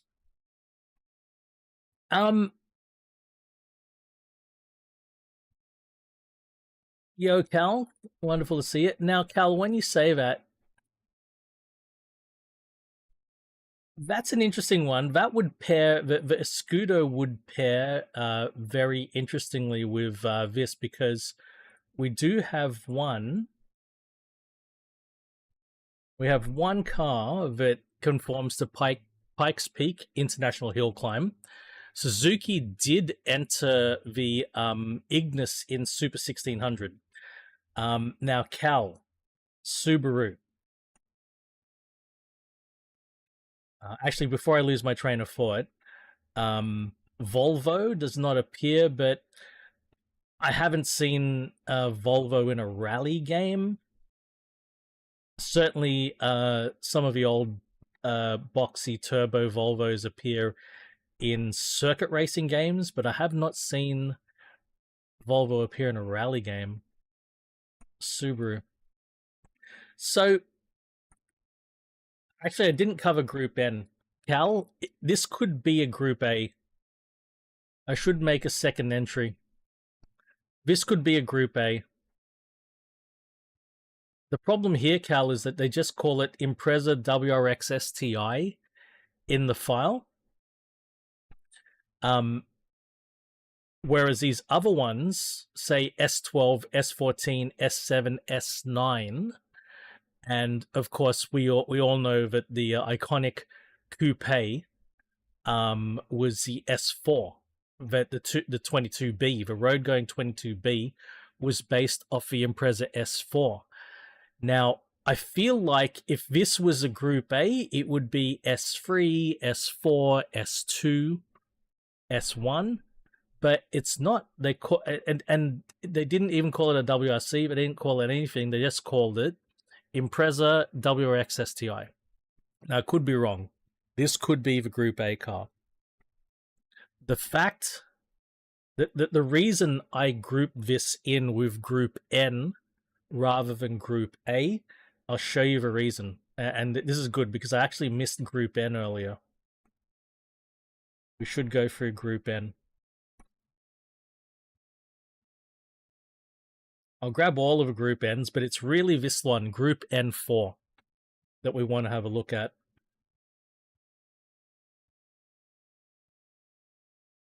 So yeah, I think Group N1, that's a possible category. If the Renault 5 and the Favourite are in it, they can pair. Group N2 should also include the Peugeot 106 S20. Group N3, I feel like these will be Group A. But these two Lancers, the Evo 9 and the Evo 10, I mean, we've got in Dirt Rally 2 and EA Sports WRC, we've got this category called NR4. And that's where the Evo 10 appears. And in the game files, the Evo 9 and the Evo 10 do say R4. And of course, the 2015 Impreza WRX STI is also in this R4 category, which is Group N4, I feel like that's the WRX Impreza that we're getting here, because because Mitsubishi's there. I feel like there's going to be a rival manufacturer in there, and not just two Lancers. So there may not be a Group A Impreza. And one of the reasons for that, hey Elliot, one of the reasons we may not get a Group A Impreza is because maybe they're just going to let the Legacy be the Group A representative. Yes, that could be the case. There may be a Group A Impreza ready to go. That could be the case. It might not be a work in progress. Now, the other major manufacturer that I heard that via inspecting the game files with a 3D modeling, I think it's a 3D modeling software, you can see this car in the game already, in the game files. The Alpine A110. And I did find it very odd that there were no Alpines in the list when all of, like, the Renault 8 Gordini is in the list. So if you're able to negotiate or want to have the Renault 8 Gordini, this one is more prominent. And if you're negotiating with Renault, you're negotiating with Alpine. Same difference. It's not one of those cases like say maybe like Toyota and Lexus, where you could get an agreement with Lexus but not Toyota. Where, you know, Toyota is a bit more nervous about the Toyota brand than the Lexus brand. You know, that's absolutely not the case with Renault and Alpine.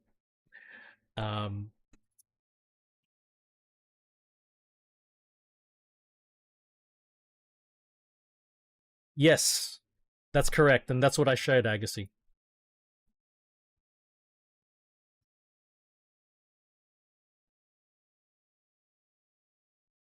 But specifically, Agassi, NR4 is Group N, Division 4.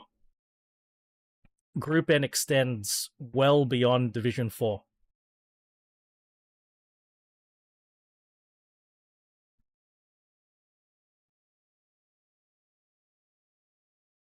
And in the game files, we see Evo 9 R4, and the Evo 9 with the R4 kit is a Group N Division 4 car. Likewise, the Evo 10 with the R4 kit is a Group N Division 4 car. So that's why I took a guess and figured that this listing, is probably the Group N Impreza as well. The Group N Division 4, the more modern one. Like I said, I don't believe these ones are going to be Group N free. Saab is that's an interesting one. Saab is a tricky one. I mean, Saab is yet another one of those manufacturers that is dead. But, you know, Launch is sort of dead as well. But the difference being, you know, I mean, Launch still produces cars. So, yeah. But Saab is pretty dead.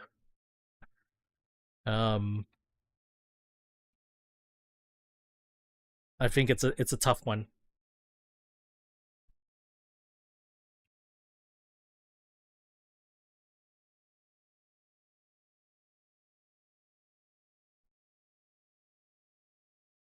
Where did you send it? I see it.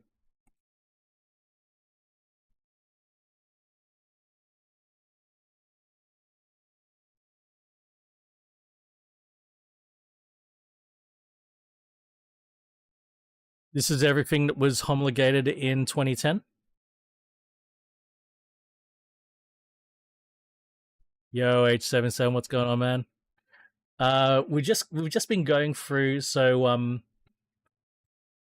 Uh, I, I've documented all of the cars in Assetto Corsa Rally, and also the ones that were found in the game files as work in progresses. So we've been going through them. Yeah, look, one of the things about homologation, even when a car is homologated, um, the manufacturer themselves may not enter a car, but it may allow a private team to enter a car. Group N is quite affordable because it's Group N's very limited um, in terms of the modifications that can be made to the car. Basically, Group N only allows. No, it's not, Cal. It's not in the list. Citroen DS3, DS23, DS21's on the list. Group N, basically, you're allowed to put in the safety modifications, your roll cages, your ignition cutoff, your fire extinguishing, fire retardation. Um, you put in the safety features. I think you're allowed to Subaru's parent company is Fuji Heavy Industries. Um, you're allowed to do some suspension modification. Not wild suspension modifications, pretty much bolt in things that can be bolted in. I think you're allowed to swap out to lightweight forged wheels. And I think there's a safety argument there that because you're going to be on unsealed surfaces, you need, as a matter of safety, you need stronger wheels so that your wheels don't buckle and cause you to have a crash, um, just because of a material that the car was produced in. But Group N is very limited in modification. Um, you can't do much. You can't really do much to the engine, um, the exhaust system. It's mainly for safety, mainly safety. Um,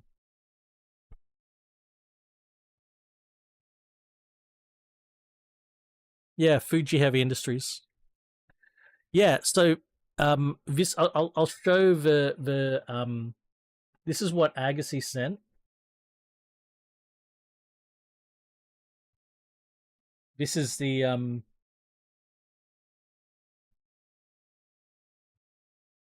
this is a Group N homologation, and as we see, Impreza WRX STI, just like here, Impreza WRX STI.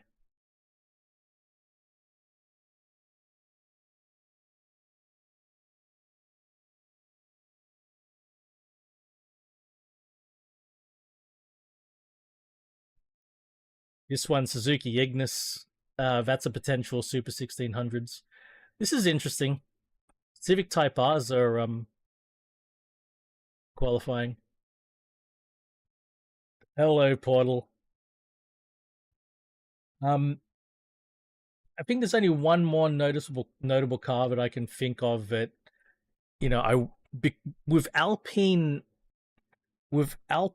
not being on the list, right? We hear that the A110 is ready, but I really wish we could get this car.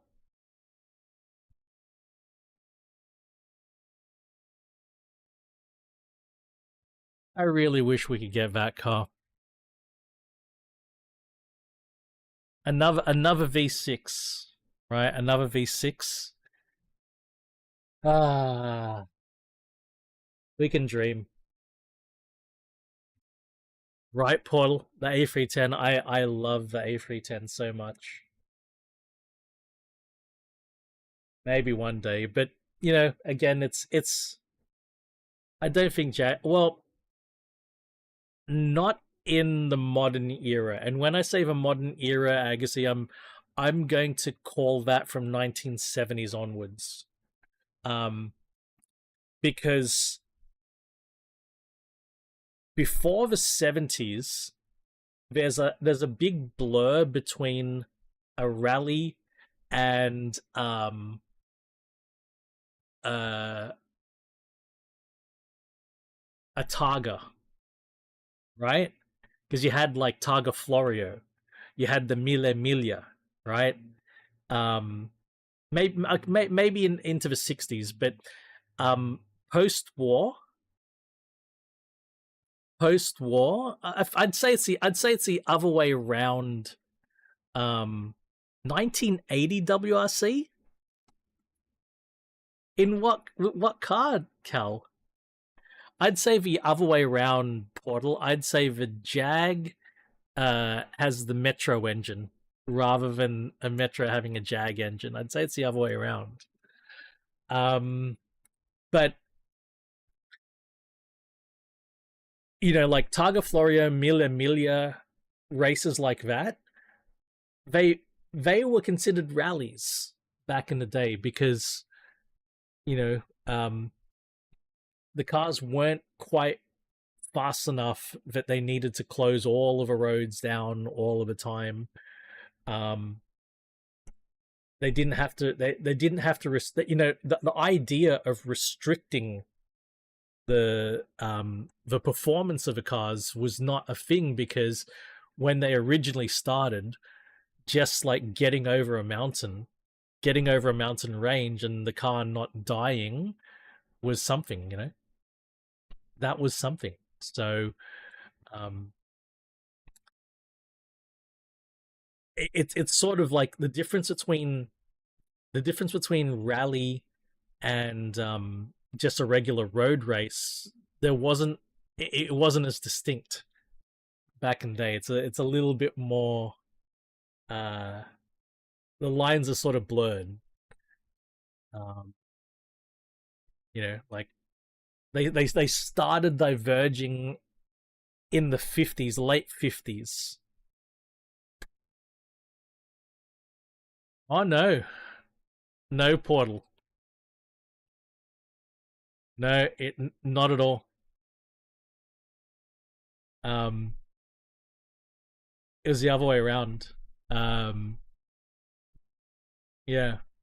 So with the way that the 6R4, the reason the 6R4 engine ended up in the XJ220, number one, that the XJ220 was originally supposed to have a V12. That was the original plan for the XJ220.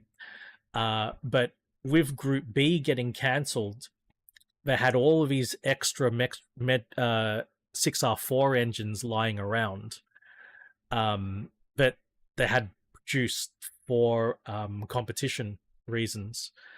And rather than continue with a V12, developing it's supposed to be all-wheel drive. That's right. They went, well, okay, we've got an engine, we've got all these engines lying around. Maybe we can further develop them, and they did. They turbocharged them, which is something that I think that they might have wanted to do. And maybe they're already experimenting with turbocharging those engines. In the 6R4. And like Jaguar also did the XJR15 road car, which had a V12. So and I think they had an easier time as well developing that much power out of a turbocharged engine than a naturally aspirated engine. But the amount of power that the XJ220 needed to break records, they wanted it to break. They wanted it to be the fastest car in the world, which it was for a short amount of time. But you've got the holy trinity, Portal, the holy trinity of the 80s, the late 80s and early 90s. It was Porsche 959, Ferrari F40, Jaguar XJ220. It was these three cars. And all of those cars have their foundation in Group B. The 959 was all-wheel drive, twin turbo. It was supposed to be, it was supposed to be, a rally car. In fact, 959 prototypes were running in the Paris Dakar under development. So that was the idea, that the 959 was going to race in Group B, or Group S after maybe. Ferrari, they were developing the 288 GTO Evoluzione to run. Oh, we should show that car. So you guys might know this car. You might know this car, right?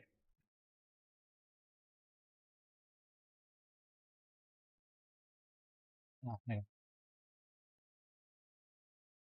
Here's some tabs.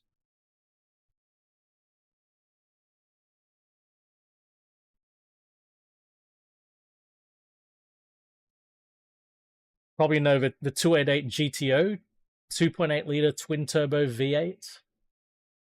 And you may know that this eventually became this car, right? The 288 GTO was developed into the F40.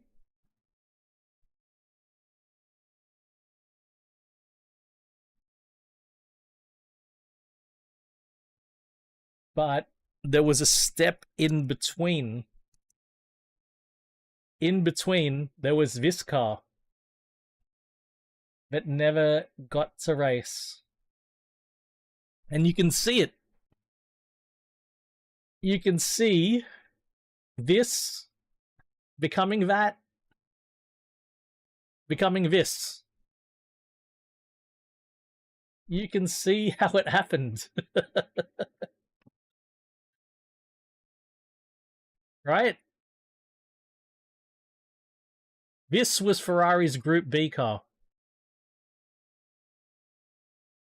They made a handful of them before Group B got cancelled. And just like the Metro 6R4, they're like, well, shit, we've got all these engines. We've got all these gearboxes. We were doing all this development. What are we going to do with it? And that was the answer. Right, let's get a better...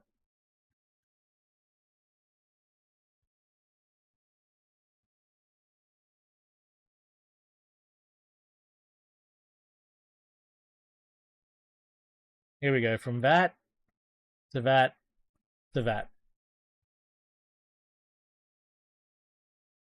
And in fact,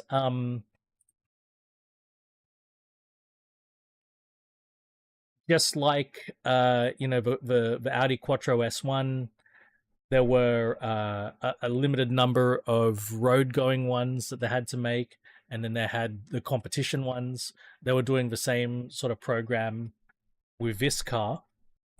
So all the road going stuff went to that car, and all the competition stuff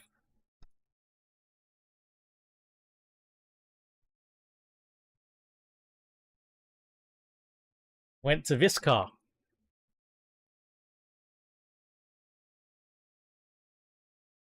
So Group B, the F40, it all came from Group B. XJ220 is the same. So yeah, these three cars, F40, XJ220, Porsche 959, all came from Group B. They all originated from Group B. And even though they're road cars, they have their roots in rally. Yeah, those were the days, Agassi. But look, Group A was good too. Group A was very good for us because Group A, Group A was good to us too. Group A gave us a lot of cars that were accessible. You know, that what you saw on the racetrack was pretty much what you got when you went into the showroom. You know, so Group A was really good for normal people. So many Group A cars. Um, you know, I mean, let's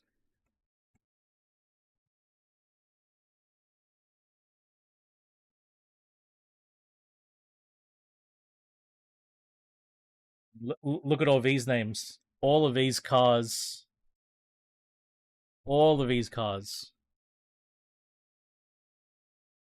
were hero cars, and not only that, but these cars were very accessible to us. You know, we've ridden in these cars. We've some of us have owned these cars. Yeah, Group A was very good for us.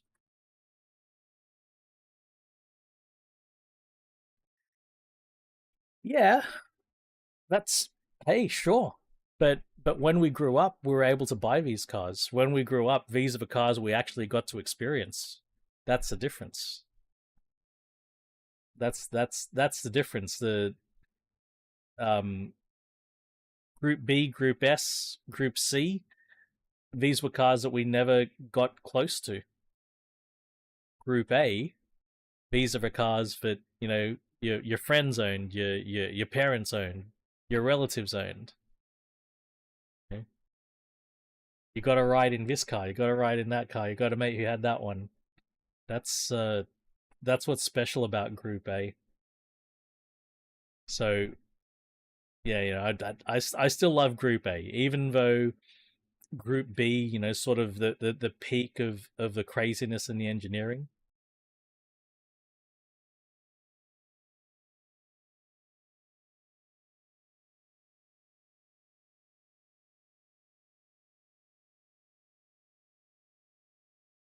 Am I back?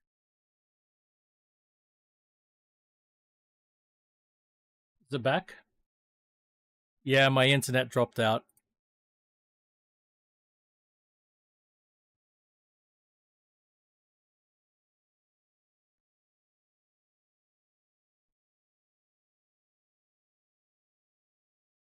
Thanks, guys.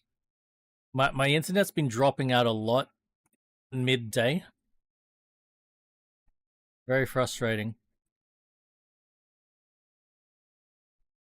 Very frustrating. Wait, hang on, Cal. The Mercedes 500. Hey, Bogle. The Mercedes 500 SLC was a Jag. Oh my god, that's too funny, Cal. That's a hell of a Jag, Cal. Oh, thank you, Bogle. I didn't get to comment on the XM. Um, I mean, of course, not everyone ran an X Group A car, but what I'm saying was, the Group A cars, were the everyman car. You know, people who were who were keen on performance cars at the time would end up most of them would end up with a Group A car. Ah, shit, Cal, 2 a.m. But Citroen XM, I think, are awesome. I really like the Citroen XM. It's yeah, very comfortable car. So you know that's more of a luxury car, and yeah, certainly, you know, luxury cars are a valid choice, 100%. But you know, for those who liked sporty cars, I'm not even saying like the cars in this list over here, right? All of these Group A cars, none of them are sports cars. They're all sporty cars, right? They're all the sports versions of normal cars. Even the Celica, right? Because the, the Celica was a sporty car. You could get really slow, really not fun to drive Celicas. There were plenty of them, right? There were Celicas that had Camry motors and automatic gearboxes. They were front wheel drive and not really fun to drive. All of these are the sporty variants, but um, these cars were attainable um, for ordinary people. And you know the fact that they were also the same cars, like not like the case where you look at um these cars. You look at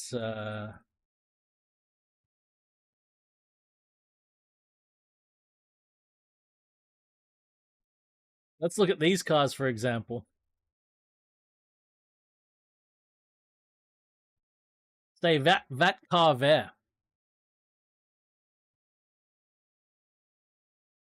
Let's dive into this one.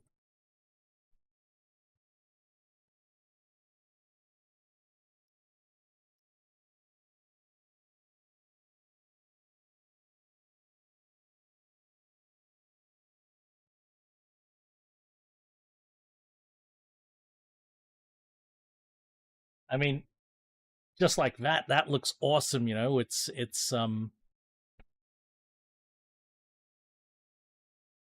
fast rally car. I mean, and look at the action shot, man. Like, you see that, you think, oh, awesome, Hyundai accent. Right? But your reality, shit, what year is that? Let's say 2010.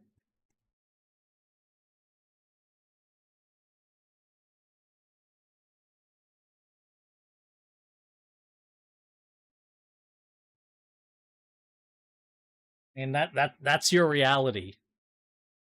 Accent. That's your reality. Yeah, that's the actual car you have. You it's not quite the same.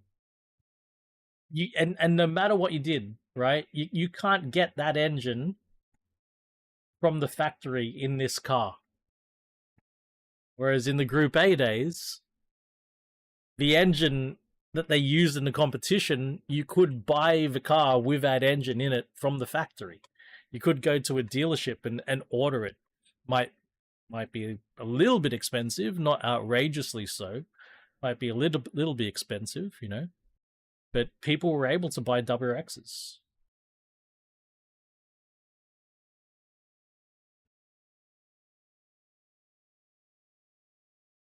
Um, in Australia, because of the Australian accent, it is pronounced Hyundai here. Um, yeah, Hyundai is what I'd hear people say here. But I mean, if you really want the absolute correct pronunciation, I think you'd go and ask the Koreans how the Koreans pronounce it. Um, yeah, it's. I'll give you another example, actually.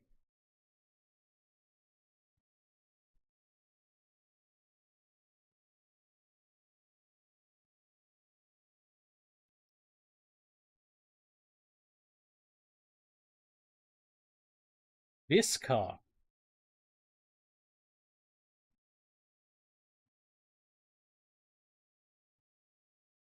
This is an interesting example, right? This car. You could buy one of these. Then fucking sensational car. I would still love one. 5-cylinder turbo, front wheel drive, with Ford's Revo Knuckle anti-torque steer technology and torque unlimited slip differential. Fantastic car. I would adore one. But this car is miles different to this car. This has got a 2-liter 4-cylinder, all-wheel drive, sequential. The engine in this is not even related to this. Dynamically, this car is so different because of it being a front drive. You know, there's such a disconnect. As awesome as this car is, and as much as I love this car, I don't love this car because of what this car is.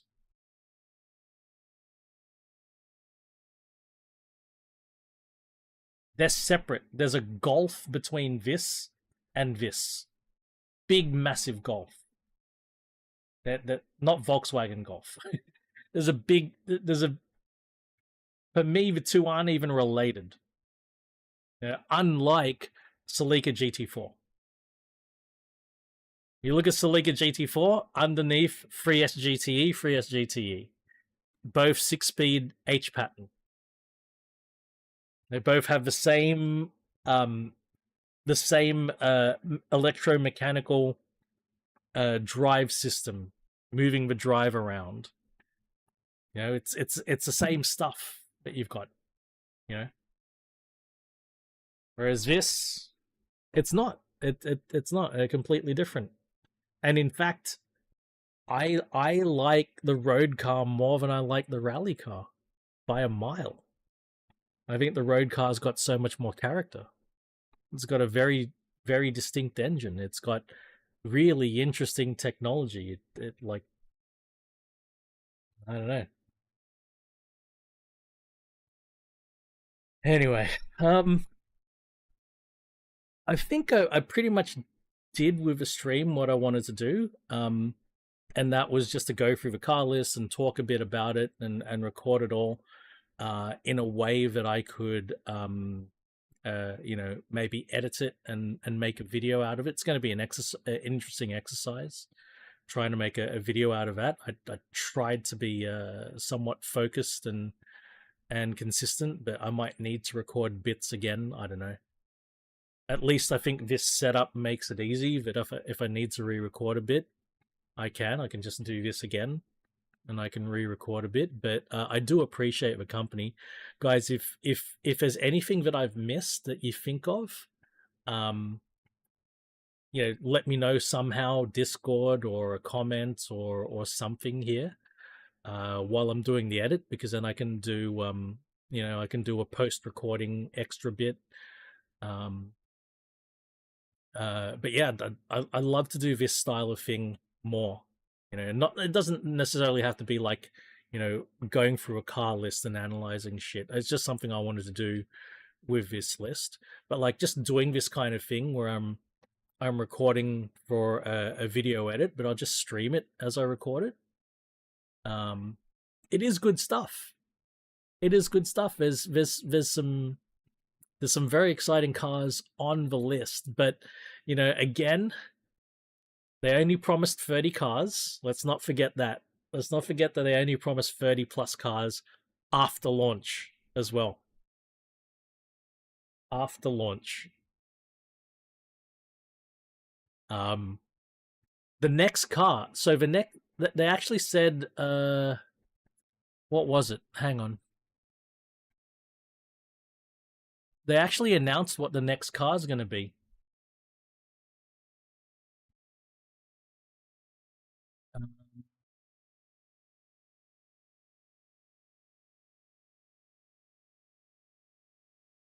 Did they promise mods? Did they actually promise that, Agassi? I don't remember it being a promise. I think it's something that they talked about, that they're open to it. They're thinking about how they're going to do it. I don't know if they promised it though.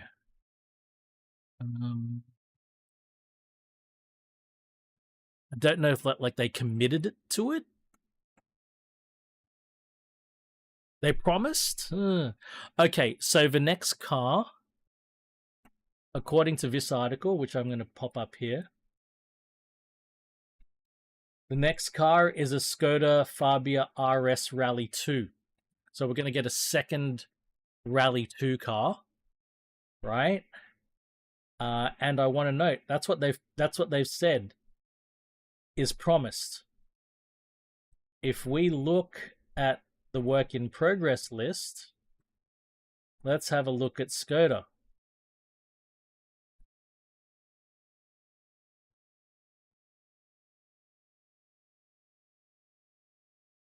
We can even then look at the Fabias. It's that one.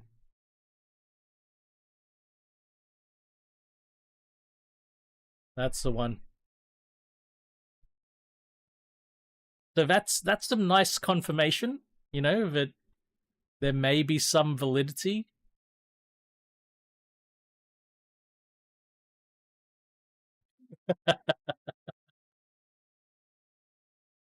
So maybe that's going to be good. Maybe we'll be able to check this. Maybe I can already do this, right? Maybe I can put this in.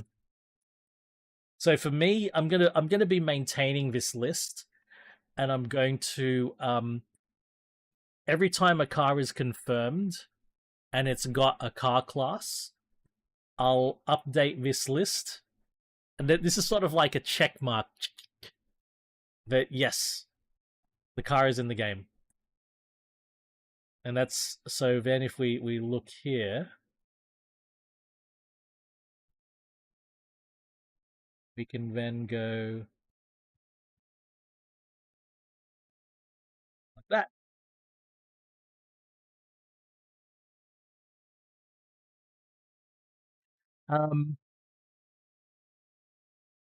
But yeah, guys, if